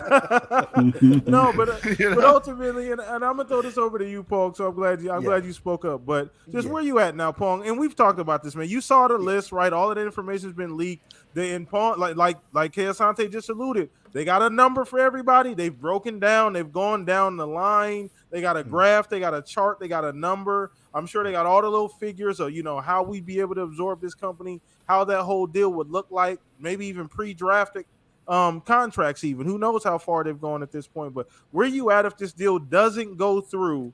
What do you think the next move for Microsoft is? Obviously, about what I'm about to say is all just my opinion, right? This is complete 100% speculation town. Number one, if this deal doesn't go through, Satya and Phil are sticking around longer. They have unfinished business at that point. I think, again, I've pointed to this looking at Satya. Now I don't want it to go through, bro. You used to say that. No, man. Right. Because I think this is legacy defining, right, for both men. Both men have secured their legacies. Don't get me wrong. Satya, Microsoft overall, already has been CEO for longer than most people do. And what he's done for Microsoft as a $2 trillion company now is never you'll never be able to cast doubt on it. It's cemented. What Phil did to turn around Xbox from where they were at, along with Satya and convincing Satya, again, his legacy is set in stone. However, we all know that for great men in leadership positions, or anybody, great people, I should say at that point, a lot of the reason why they're in that position is they are built differently, no matter what at the end of the day. And when they finally decide to sunset themselves and move on, they don't want to be sitting on the porch in the rocking chair with the scotch in hand, thinking back on what they accomplished and having those moments of regret or having those moments of just not getting across the end zone line for the touchdown, right? And this is where they're at with this deal right here. Yeah. So I think both men are going to stick around longer if this deal does not go through. And then I think what you're going to see is tactical strikes. This isn't necessarily going to be scorched earth. Like Kay Asante said, they're not going to go buck wild. They're not going to turn around the next year and announce, 3 publishers and 12 studios purchased, right? But they are going to do tactical strikes. Tactical strike number 1, Square Enix, it's over with. Square will be bought. As I've said before, they will wrap that up. That will be one of their first moves, I believe. Because now that, like Kay Asante said, and we've talked about this. What's Square incentive though, right? Like what's Square's incentive? What's Square's incentive for what? Being big bought? Check? Big check, baby. Big check, baby. At the end of the day, that's all that matters. Big check. They are so cash strapped and they are in such dire straits with the decisions that they've made that money can't be denied, right? That they and Microsoft would walk in, overpay for Square to get the deal done. Because now the rules have been set, and this is something we said from the beginning. This whole process was going to set the standards for the industry, at least while this FTC is in charge. And for Microsoft, that means they have now been told the rules are this. And the FTC, again, said it in court that they have zero problem with Sony doing the exclusive buying, right? They have zero problem. That's not a problem to them whatsoever. So they're going to make tactical strikes on purchases, on acquisitions. After that point, again, Sega deal done. I think that's it. They move into the East in full force, right into Sony's backyard, and say, fine, we're setting up shop. Let's go. And then from that point, you're going to see more exclusive deals. As much as Phil does not like it, as much as it goes against Satya and his philosophy, publicly speaking, behind the scenes, we've already seen a shift with the Indiana Jones. I think they start making bigger exclusive deals. I think that they will overspend on some to get them done, but I think that because they've been told this is the way you have to do business in this industry, they will do business in that way. And then again, more tactical strikes for PC, for mobile. They will move into those markets through multiple acquisitions versus just one big one like ABK. And they will stay under the radar. They will stay under the radar enough where the FTC doesn't want to take up the case, knowing full well that it's not big enough fish like this one was to bring and actually, gain some sympathy from the courts. So they won't move on them. And I think that that's where Microsoft will go leading into next generation. And I think that ultimately what we saw here and with the disclosure of the documents with their wish lists that were involved here, I always said they needed 30 plus studios to build that moat, as I'm so happy that Booty confirmed. It was actual internal thinking. They have to insulate themselves from the rest of the industry. They have to insulate themselves from Sony. And if this deal doesn't go through, they will know that's even more important down the road. So heading into next generation, I said 30 plus studios. I think they internally probably are at 40 plus studios at this point. And I think that they're going to get that to that number before Satya and Phil leave to make sure that Xbox is completely secure, that no matter what Sony decides to do, no matter what big publishers deals that are decided to be cut outside of Xbox, that they have enough content, not just for Game Pass, but for mobile, for PC, for everybody involved, for their diverse lineup, that they can support themselves internally without worrying about what everybody else is doing here. And I think that that's the move that they're going to go towards. Yeah. And I think it is going to be, like I said, it won't be overnight, but it's going to be pretty dramatic considering this industry and acquisition season, being acquisition season was such a spotlight because we really hadn't seen that type of movement in this industry for a while. But I think Xbox is going to ramp it up. But I think the next 5 to 8 years, we're going to see a lot of that. And I think that's where they go. Oh yeah, I loved you the tactical strike. I love you use that particular term because I think that as well too. Some people just think scorched earth. The phone starts ringing. Yeah, maybe they start calling around saying, "Hey, I know you see the news. We ready to talk?" kind of stuff. I know we were talking before, but now we can finish that conversation, kind of stuff. But I think you're right. I think you said. I think people. I think we're starting to see that these CEOs and these executives with these documents being leaked, they have egos. They're ego-driven individuals, and that this shit matters to them. These deals matter. The way they look to the public, the way they look to the consumer, the way the company looks matter. And I think you're right, Paul. I think if it's, obviously we want it to go through, but if it doesn't go through, I do think Phil stays on board a little longer. I do think Satya stays on board because it does matter to the legacy, and they do build that moat. We've said that. We've used that term here for maybe a year or two. Once they started buying, making acquisitions, they need to build the moat. Not only do you need to feed the beast, you bought an elephant, named it Game Pass. Yep. They're trying to take your peanuts away. We need to go find another bag of peanuts. Correct. So ABK is a gigantic, big ass bag of peanuts. They're trying to take that. We need to go find other bags of peanuts. And that's exactly what they're going to do. And like you said, it'll be a smaller scale stuff. They got a list. They got the data. They got the money. That's not going anywhere. K. Asante just enlightened me that they may not even have to shell out the $3 billion. That may be on us, unfortunately, if this thing doesn't go the right way. But ultimately, I 100% agree. I think they go buy from smaller studios, continue to insulate themselves, make those deals. Like you said, maybe overpay a little bit for something specific. Square, I don't know. I mean, the East. Let me just point real quick since you're hopping over there. The East is where we'll see the big stuff out the gate early, because again, right now, let's not forget the political pressure is also on the East to make sure that things are fair. And why, again, that was brought up, obviously through the trade talks with Japan. Microsoft is not dumb. They're going to use that political pressure that's on there right now, because obviously it's not easy for somebody like Microsoft to purchase in the East. It's not impossible like some people think,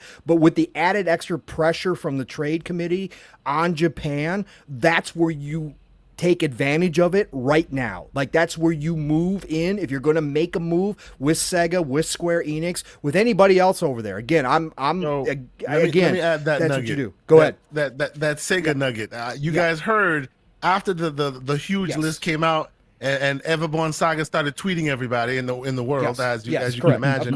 Shout out to Everborn. CEO, The CEO came out and said, they asked him about this list. And what did he say? He said, we are strategic partners, and we don't feel the need to be bought right now. And then unsolicited, he decided to also add in, and we feel like Microsoft values us on our as a platform more than Nintendo and PlayStation. Correct. So let that one just like stew in your noodle for a little while. Him saying all that, you know what I'm saying? And Sega has lesser. They're lesser. But they also have the trifecta, especially now that they purchased Rovio as well. They are a lesser version of ABK in which you get console content, if you look get at PC the numbers, content, and you get mobile. If you look at the numbers, they are standing on top of Square at this point. Right. Outside of mobile publishing. Square. Are they above mobile publishing now? Are they? On mobile publishing, Square has a bigger footprint. By far. But as far as revenue, they're a little crippled these days. You know they are way crippled. And we also got word too this week, K. Asante. I don't know if you saw this. That word has now come out that Sony is moving into Korea. Something we've talked about, something I've been banging the table for 2 years since I started podcasting, almost 3 years now. They had that developer conference down there recently. Correct. But Sony's moving hard into Korea. But they are doing that. They are starting to spend money because that's the next talent that's coming up in this industry is from Korea. There are some big players over there that people need to pay attention to, like Pearl Abyss, right? I was thinking them. Yes, Microsoft needs to be in that mix immediately. They have to be. Absolutely. But you know what? You're right though. They actually have been in the mix. They've been working with Pearl Abyss for a while now. A lot of that stuff. Sony's starting to walk Sony's getting in there now. Yes, absolutely, absolutely. So it should be interesting to see what they do. Absolutely. No, you're good. You're good. No, absolutely. And once again, I think that's a great point. I mean, you brought up Japan. I mean, obviously that's a market that they're not going to give up. I think we're all in agreement. They're just not going to, as much as people want them to just leave Japan and say, you know what, forget about that. They're not giving up in Japan. They're not doing it. It is part of their mission statement. That I think that might be of big importance to Phil, part of his legacy as well, Pong. Like if he's able to crack that nut right in Japan and able to gain some real traction there, that'll be big on his legacy. Correct. It will be huge because that's another mark that so many have tried and failed. And again, it's never going to be a tipping point. Like Microsoft's never going to be number one they're not gonna over be there. Nintendo They're there. never going to be, but Yeah. they need a presence over there to fight through some of the stubbornness that still exists about working with Xbox in those areas. It's gotten much better. They're in a great relationship with Capcom, obviously. Bandai Namco is on board as well. Sega, obviously, they are long lost brothers to this day. So they do have some, but they need more acceptance over there. And the way you do it is by getting a couple of those big publishers over there. You gain instant credibility with that culture over there. It is something that Microsoft has tried and tried and tried. Phil could leave his mark by walking away saying, we now have a sustainable presence in the East, 100%. Yeah, that'd be huge. And once again, it's crazy that we're actually having this discussion, Pong, because we've talked about Sega's been this buzzword for Xbox, and we've all joked about it for like 5, 6, 7 years now because it's always felt obvious. But it's funny that there's a time, like we're sitting in this time that can actually realistically happen just depending on how the dominoes fall, right? That's insane to think that that's actually a possibility. But I mean, and that list comes out, and then the crazy. Queen Sarah Bond goes on Come vacation, on now. and everybody's like, oh, she's let on me just happen to she's take on a picture. she's going on vacation. And I spoke Gaz was on my show today. I spoke with Gaz. He's like, bro, I've been on that highway. I know exactly where she is. You don't go on that place on vacation. How the hell did she get there on vacation? She's not there on vacation. Okay. It is an obscure place. It's not their headquarters. She knew. You know, and of course the photo you take is so tiny, so you have to, movie theater enhance to get that to work. Come on now. Let's take the tinfoil hats off. I'm taking. Hey, look, that's low hanging fruit, Asante. I'm taking it though.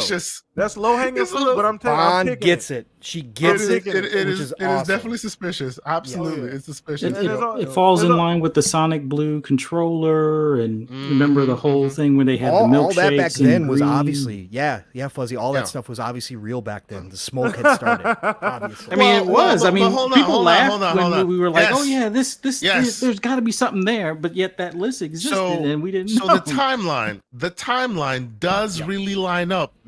Tinfoil hat stuff aside, it looks like they were ramping up for purchase based on the document we had, and then ABK came into their lap, and it was a bigger priority, and instead they went strategic partnership to keep them at bay. correct. Right?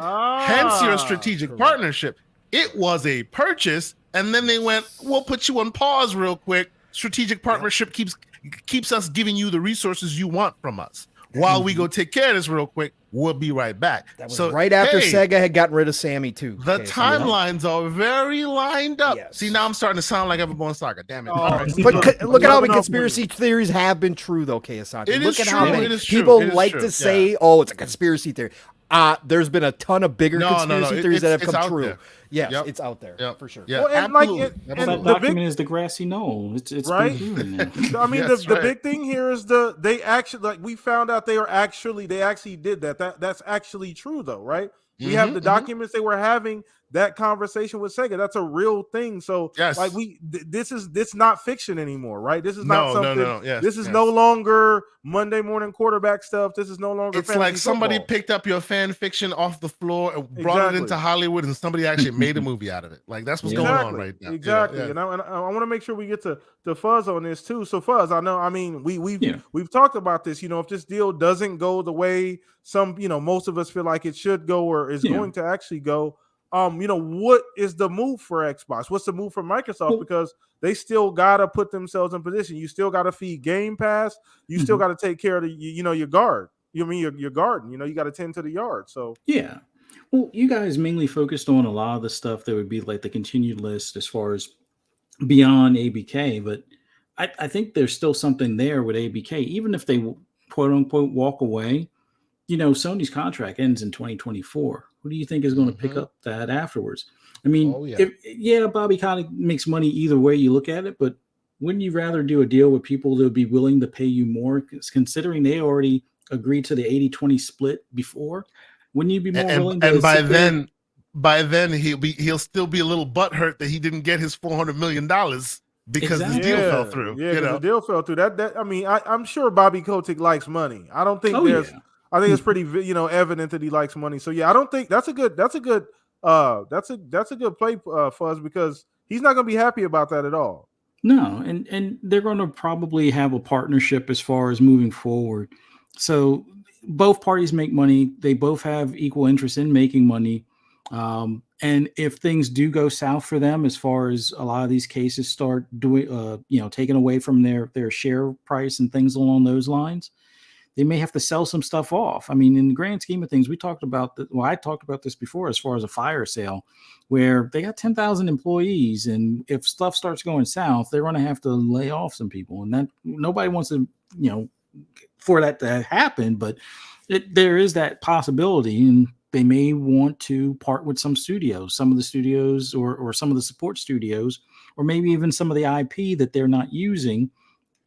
Somebody like Microsoft would be willing to pay for those individual IPs at that point. So they could piecemeal a lot of the things.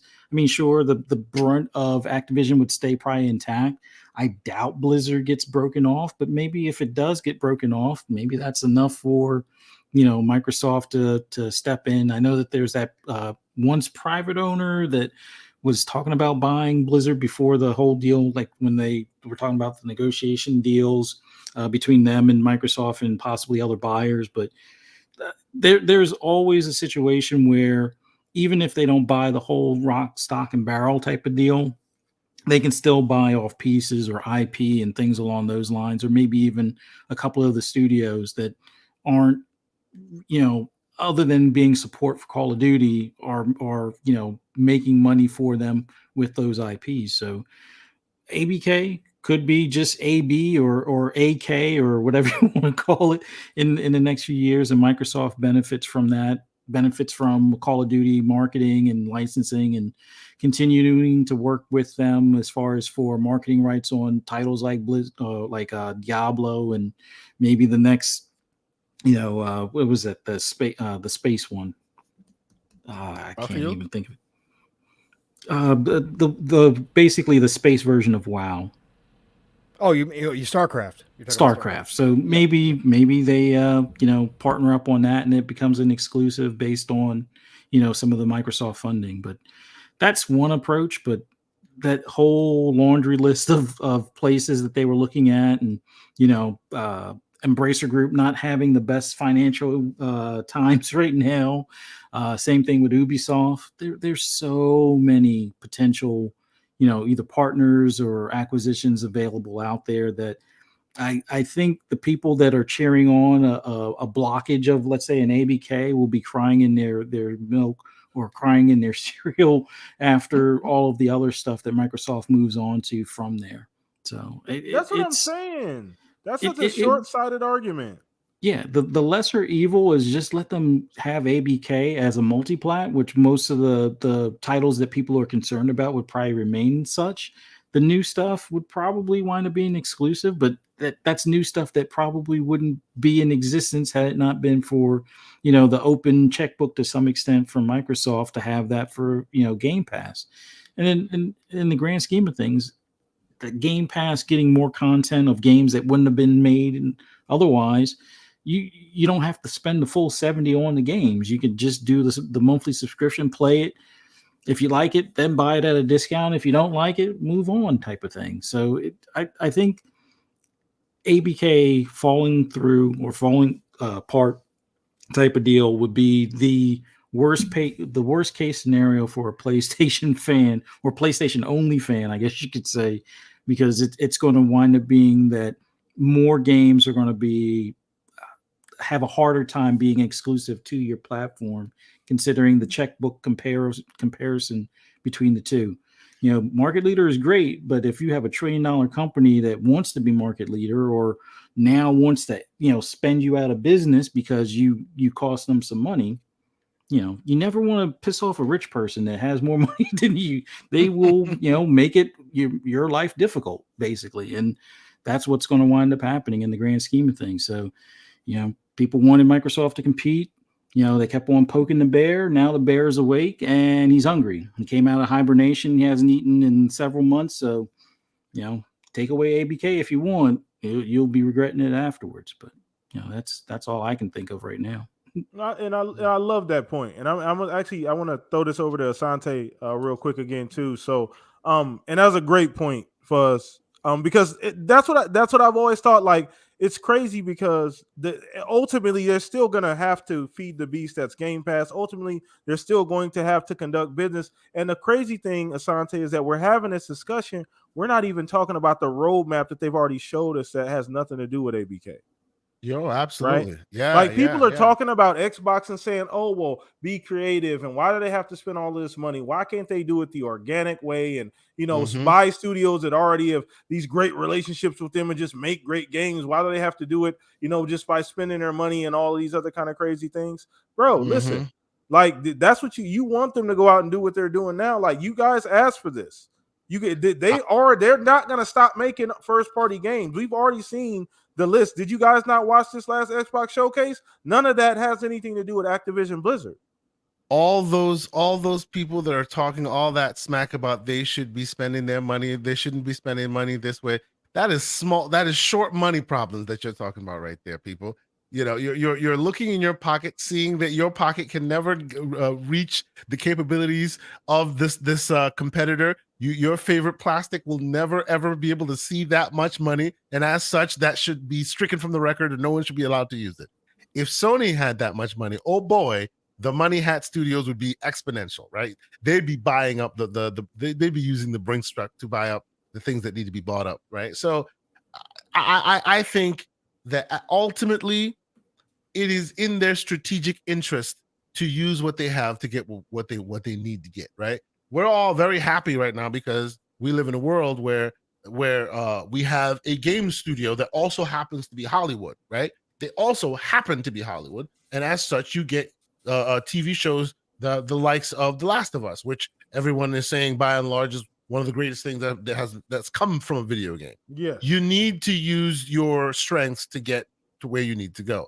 Microsoft's strength is their vast war chest, their vast technology background and knowledge, and all of that. Somewhere along the line, someone convinced them to actually bring all that to bear. And now it's unfortunate because you, as the competitor, cannot compete with that because their money is so much more than yours. The only people that compete with that are Google, who dipped a toe in the water, saw that the money was cold. too hot. No. Ooh, too cold. And That's pieced the heck out, right? Yeah. And then the FTC goes, "Where's the Google deal? Google ain't in the water to play. What are you talking about? Where's the Google deal? Google done. Google pieced out. They didn't even, they could have spent the money. They decided they wanted to spend their funds elsewhere, right? Same thing on Amazon. They're being strategic, but they're being kind of wishy-washy. So, ultimately the people that have that narrative about, oh, they shouldn't be doing this, I think it's that is just emotional thinking, right? They're very strategic, and based on what you heard in court here, they may have exponential amount of resources, but they're not spreading their dough around left and right. Even within Microsoft, we've had confirmation that Xbox must be profitable or it does not get to survive.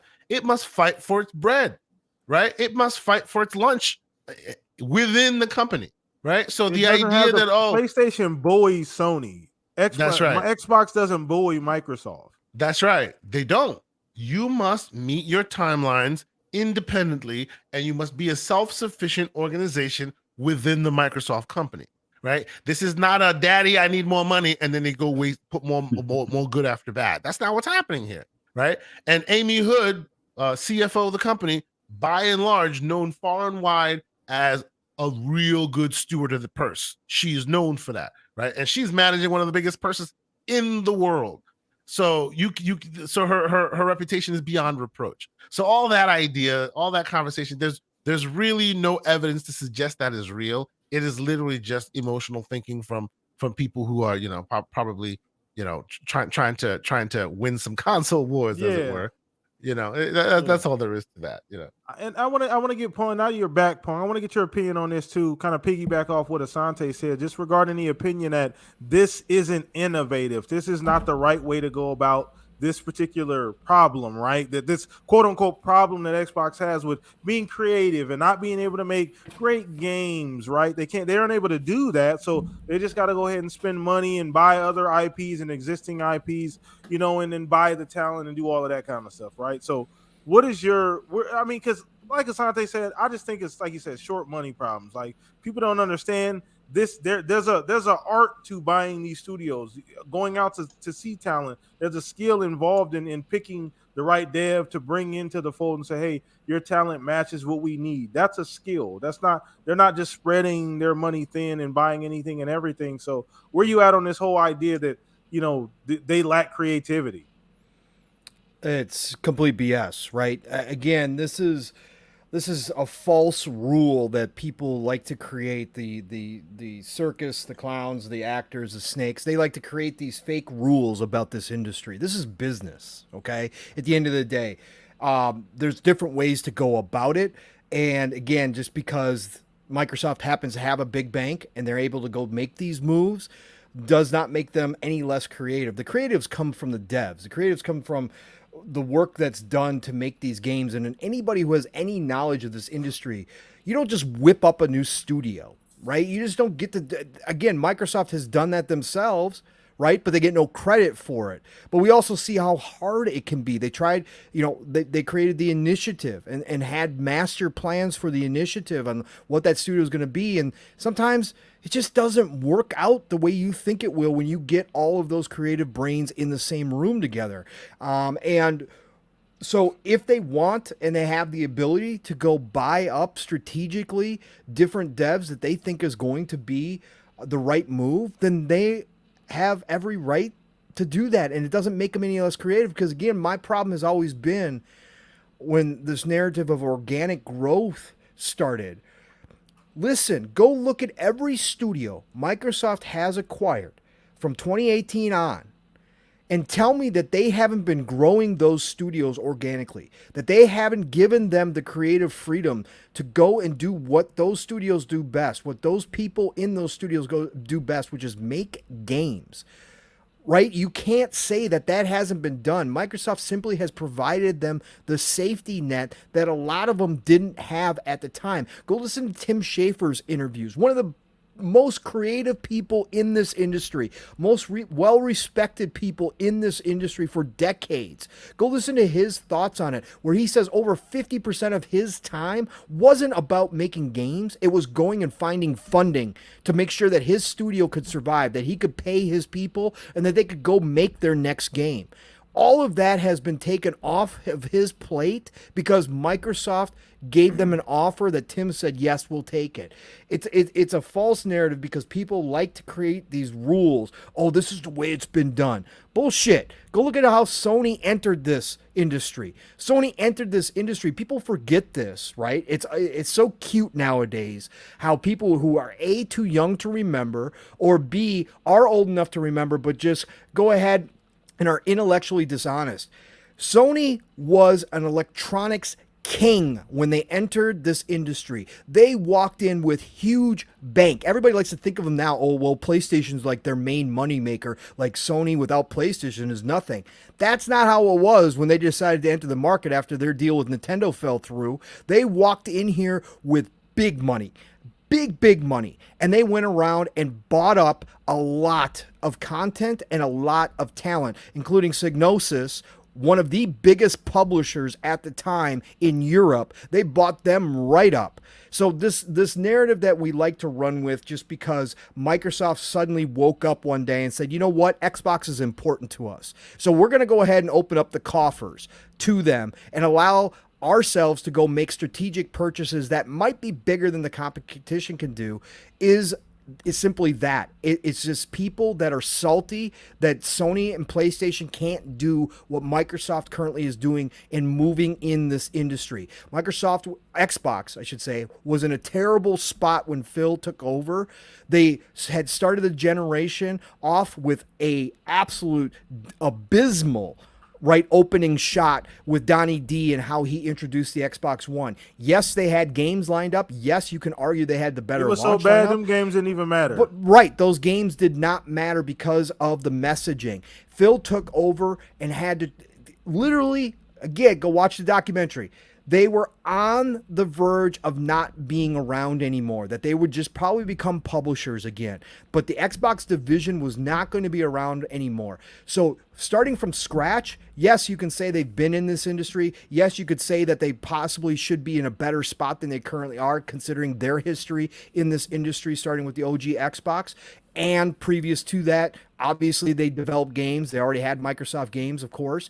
But the fact remains that they were sinking ship and it had to be turned around. And nowadays, with this industry where it's at and how much it's growing and the competitiveness to get talent to your studios, it's not like the old days where you had time to build up a studio. It's not those same period of time where you could sit back and go, you know what? Let's get this group together. We think they're going to be great. And then we'll go ahead and they can come out with a game, down the road. It's not like that anymore. Now it's so competitive. You have to be hitting your marks quickly. We saw already how people have questioned, where's Obsidian's games? Where's InXile's games? Why is it taking them so long? Even if you do the math, it all works out. Why is these people not producing for Xbox? What is going on? Mismanagement, all that kind of nonsense has happened.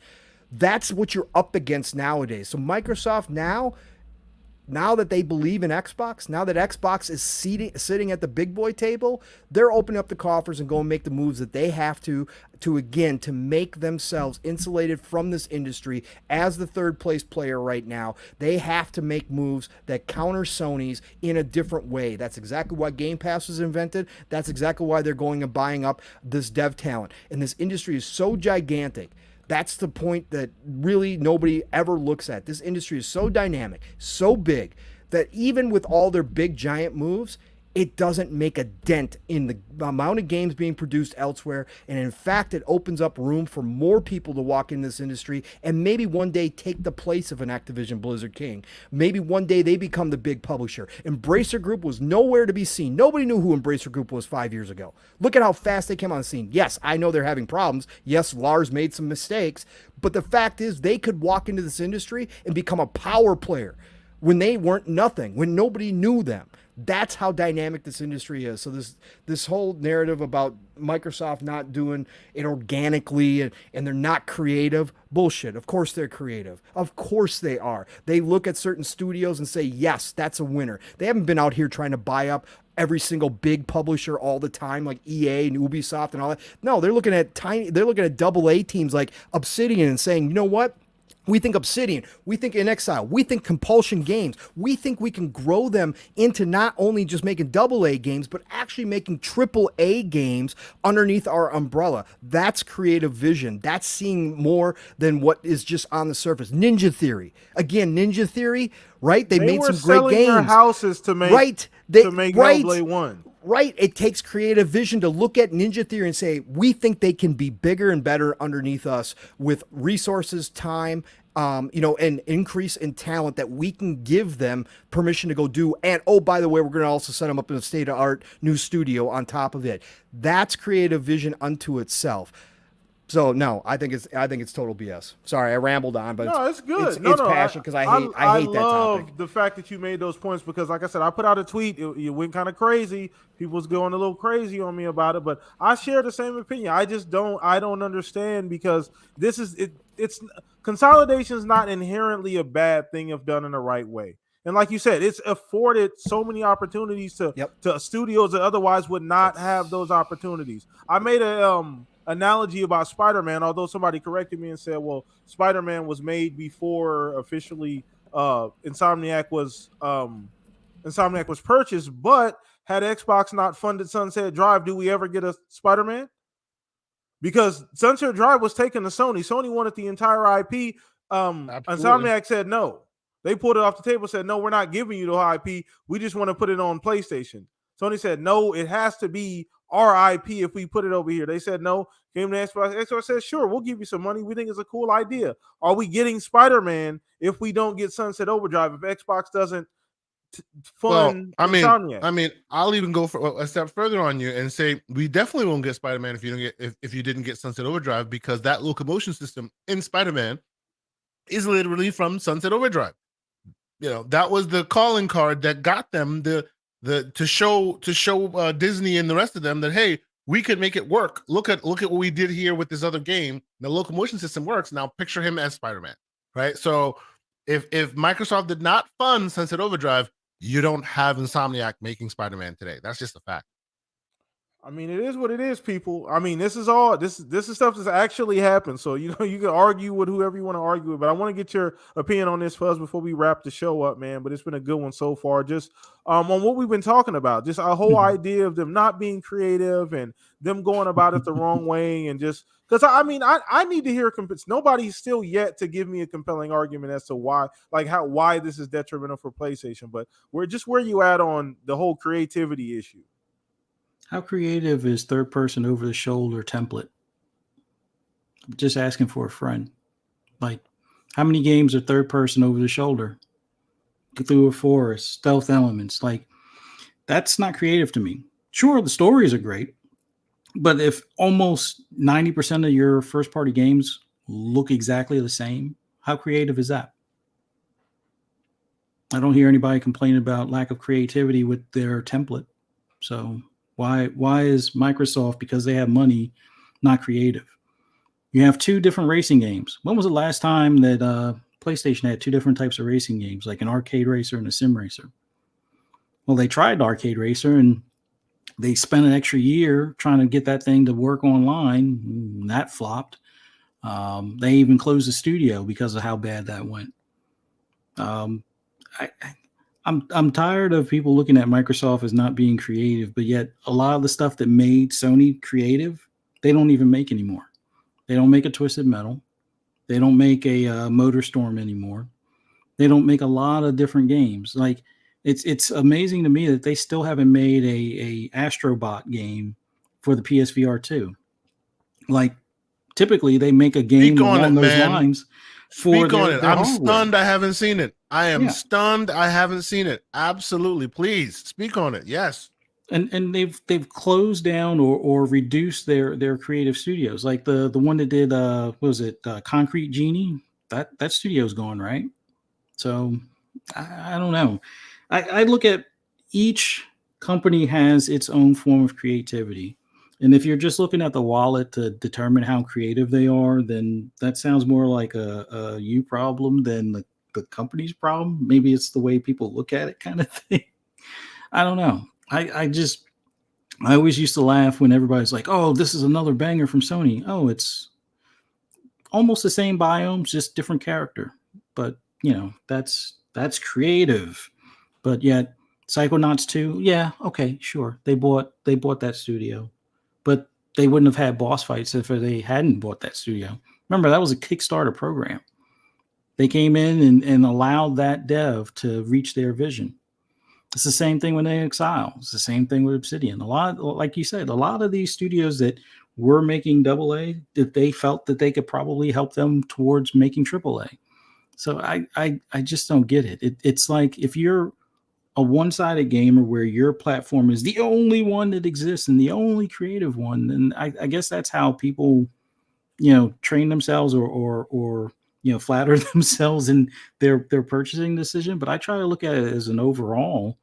Like, I play on my Steam Deck still. I play on my gaming rig. I play on my Xbox a good bit more, primarily because the ecosystem is more advantageous, where it's like you get double or dual entitlement, I guess. I could play it on my console or I can play it on my PC in a lot of cases. And that's a convenience factor I like.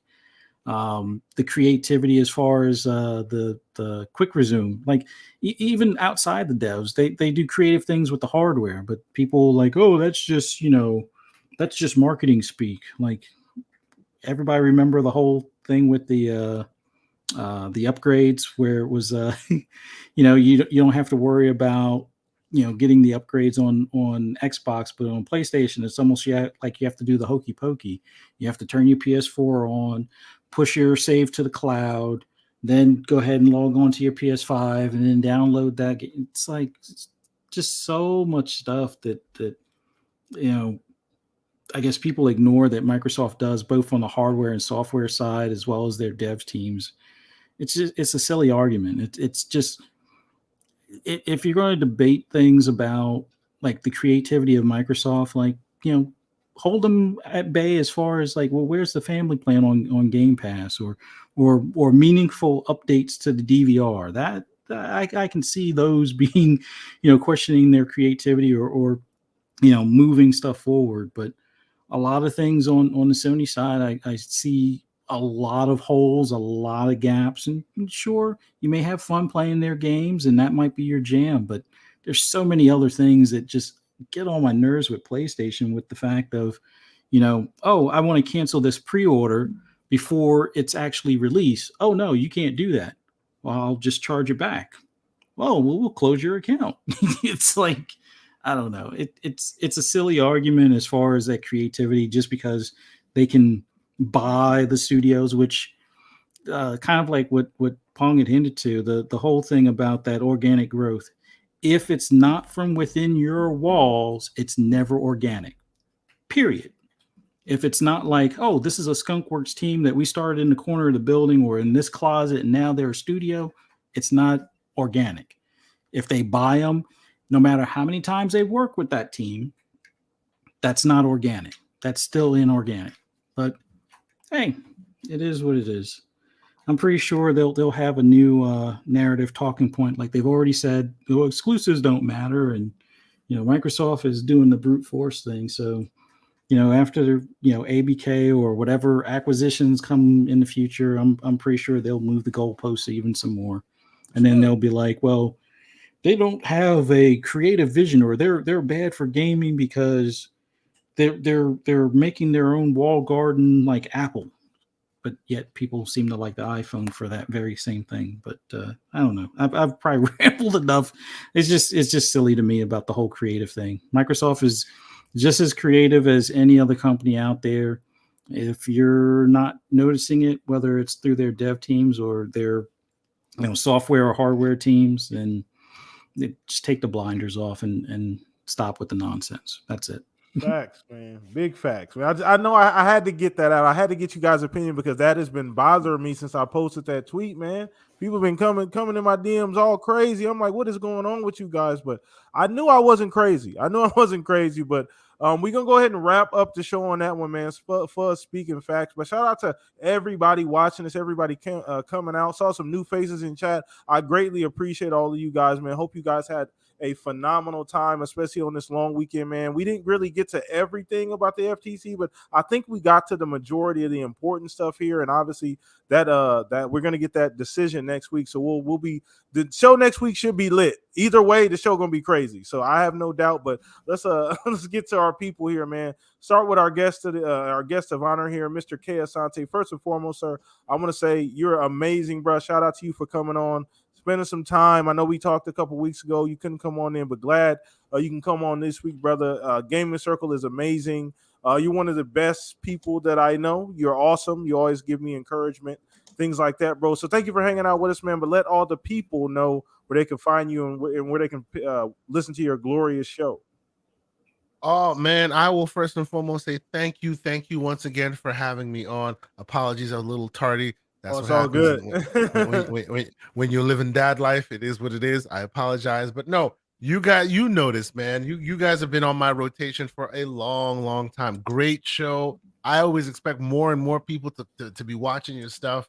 You know, I'm just a fan. I love the great conversation. You guys really know what you're talking about. So it's required listening for me. So I always appreciate being able to listen to Fuzzy Belvedere lay it down. This man is a technologist in true form, but most people just don't seem to understand that because he does it in such a smooth manner. I appreciate listening to your stuff there, Fuzzy. And of course, Mr. Pong Soul, who I don't get to listen to on a Saturday morning because I'm usually busy, but I always go back. I always go back and I always listen to what's going down. And it's always such fun. And I'm hoping you guys like crack that 1K and keep it moving because you guys deserve it. Absolutely. Thank you, absolutely. Brother. So appreciate it. So yeah, for me, K Asante, TKO Asante on Xbox, PlayStation, Twitter, all those the places you want to find me. I've actually added another show to my channel. Myself and John Wolf are doing kind of a PC MR 101 kind of situation where we're helping, you got a new ROG Ally or some other handheld device, or you're just dipping your toes into that PC waters, aka Mr. Pong Soul. You have some questions, you have some stuff you want to talk about. Can you help me get through the Steam summer sale by any chance? Bro. Oh my God. First time ever experiencing it. Oh my God. Isn't it the best fire hose in the world? No, it's the greatest thing. My mind is being blown. Sorry, I didn't mean to interrupt, but my God. Bro, all we have to say to you is like literally not even an IP sale for like $8, right? You want every single Splinter Cell ever made, every single Hitman ever made for $2. Yeah, come to the spring. This is the world we live in right now. So come join us in the PC waters. Come dip your toes. It's fun and it's cheap, clearly. And we do that on Monday nights, 7 p.m. Eastern Standard Time. We're calling it calling it the Gamers Playground. Myself and John Wolf are doing that. So come check us out there. We promise there's no. We say PCMR very facetiously. I really hate that term. I think if you're a gamer and as Fuzzy was talking about, you can dip in from console to PC and it's able to carry your saves and all that. That's what it's about. And that's what we want to help people be able to do. It's not just about I'm a console gamer or I'm a PC gamer. You're a gamer, and whatever hardware you have should help you facilitate getting you to your gaming. And we're trying to get that done. So once again, I appreciate being here. Thank you guys so much. And come check us out. Come have some conversations with us on the show on Monday nights. Thank you so much. Awesome, man. Shout out to you, K Asante. Shout out to Everborn Saga, the other half. Some would say the better half. Although hey now, far and few in between, right? Trying to clean that up a little bit, but anyway, moving on. No, shout out to you for hanging out with us, man. I want to, before we move on to my compadres here, I do have to get a quick super chat. I almost forgot Alvin. Shout out to Alvin for the $5 super chat. He said if the deal falls through, Phil's gonna send an email to Matt and Sarah that simply says muster the Raharium. It's gonna pass through. So shout out to you, Alvin. Yeah, man. You gotta come on, man, for sure. But shout out to you. Thank you for the super chat, brother. Appreciate that. I almost forgot, man. Thank you for reminding me about the super chat, man. And shout out to everybody for watching this. But let's get to my cohorts here, man. Two phenomenal gentlemen who make me look good every week, who make this show fun and phenomenal. We'll start with you, Mr. Fuzzy Belvedere. Another show in the books, man. Got through it this week. Another great show. But let everybody know where they can find you. Oh, it's always awesome being on here with you guys, and I always love when we have K Asante on here. Always love hearing your takes on things, and greatly appreciate your knowledge and everything in tech and gaming and whatnot, man. It's always a pleasure doing a podcast with you. And like I said, always enjoy doing stuff, whether it's game chat or going through the dungeons in Diablo, PTK and Pong. Always love spending time with you guys as well, and everybody in the chat. And gotta give a big shout out to the Blue and Sean Sue as far as helping me with Diablo as well. Awesome. But man, oh man, it's a fun time. Always love doing this stuff.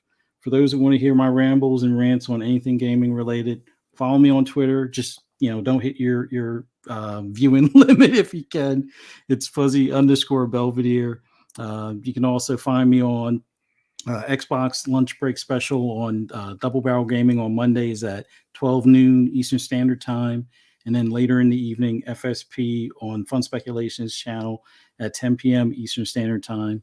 And then look forward to seeing you guys right back here for the Shop Podcast next Saturday, 9 p.m. Eastern. Look forward to seeing you there. Awesome, man. Shout out to you, Fuzzy. You guys go follow Fuzz, man, for sure. You're going to get all of that goodness. Worst case scenario, you get some sleep because of his voice. It's awesome. I know, right?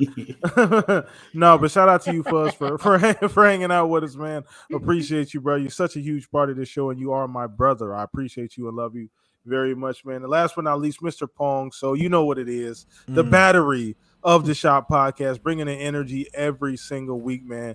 Pong, let them know where they can find you at, brother.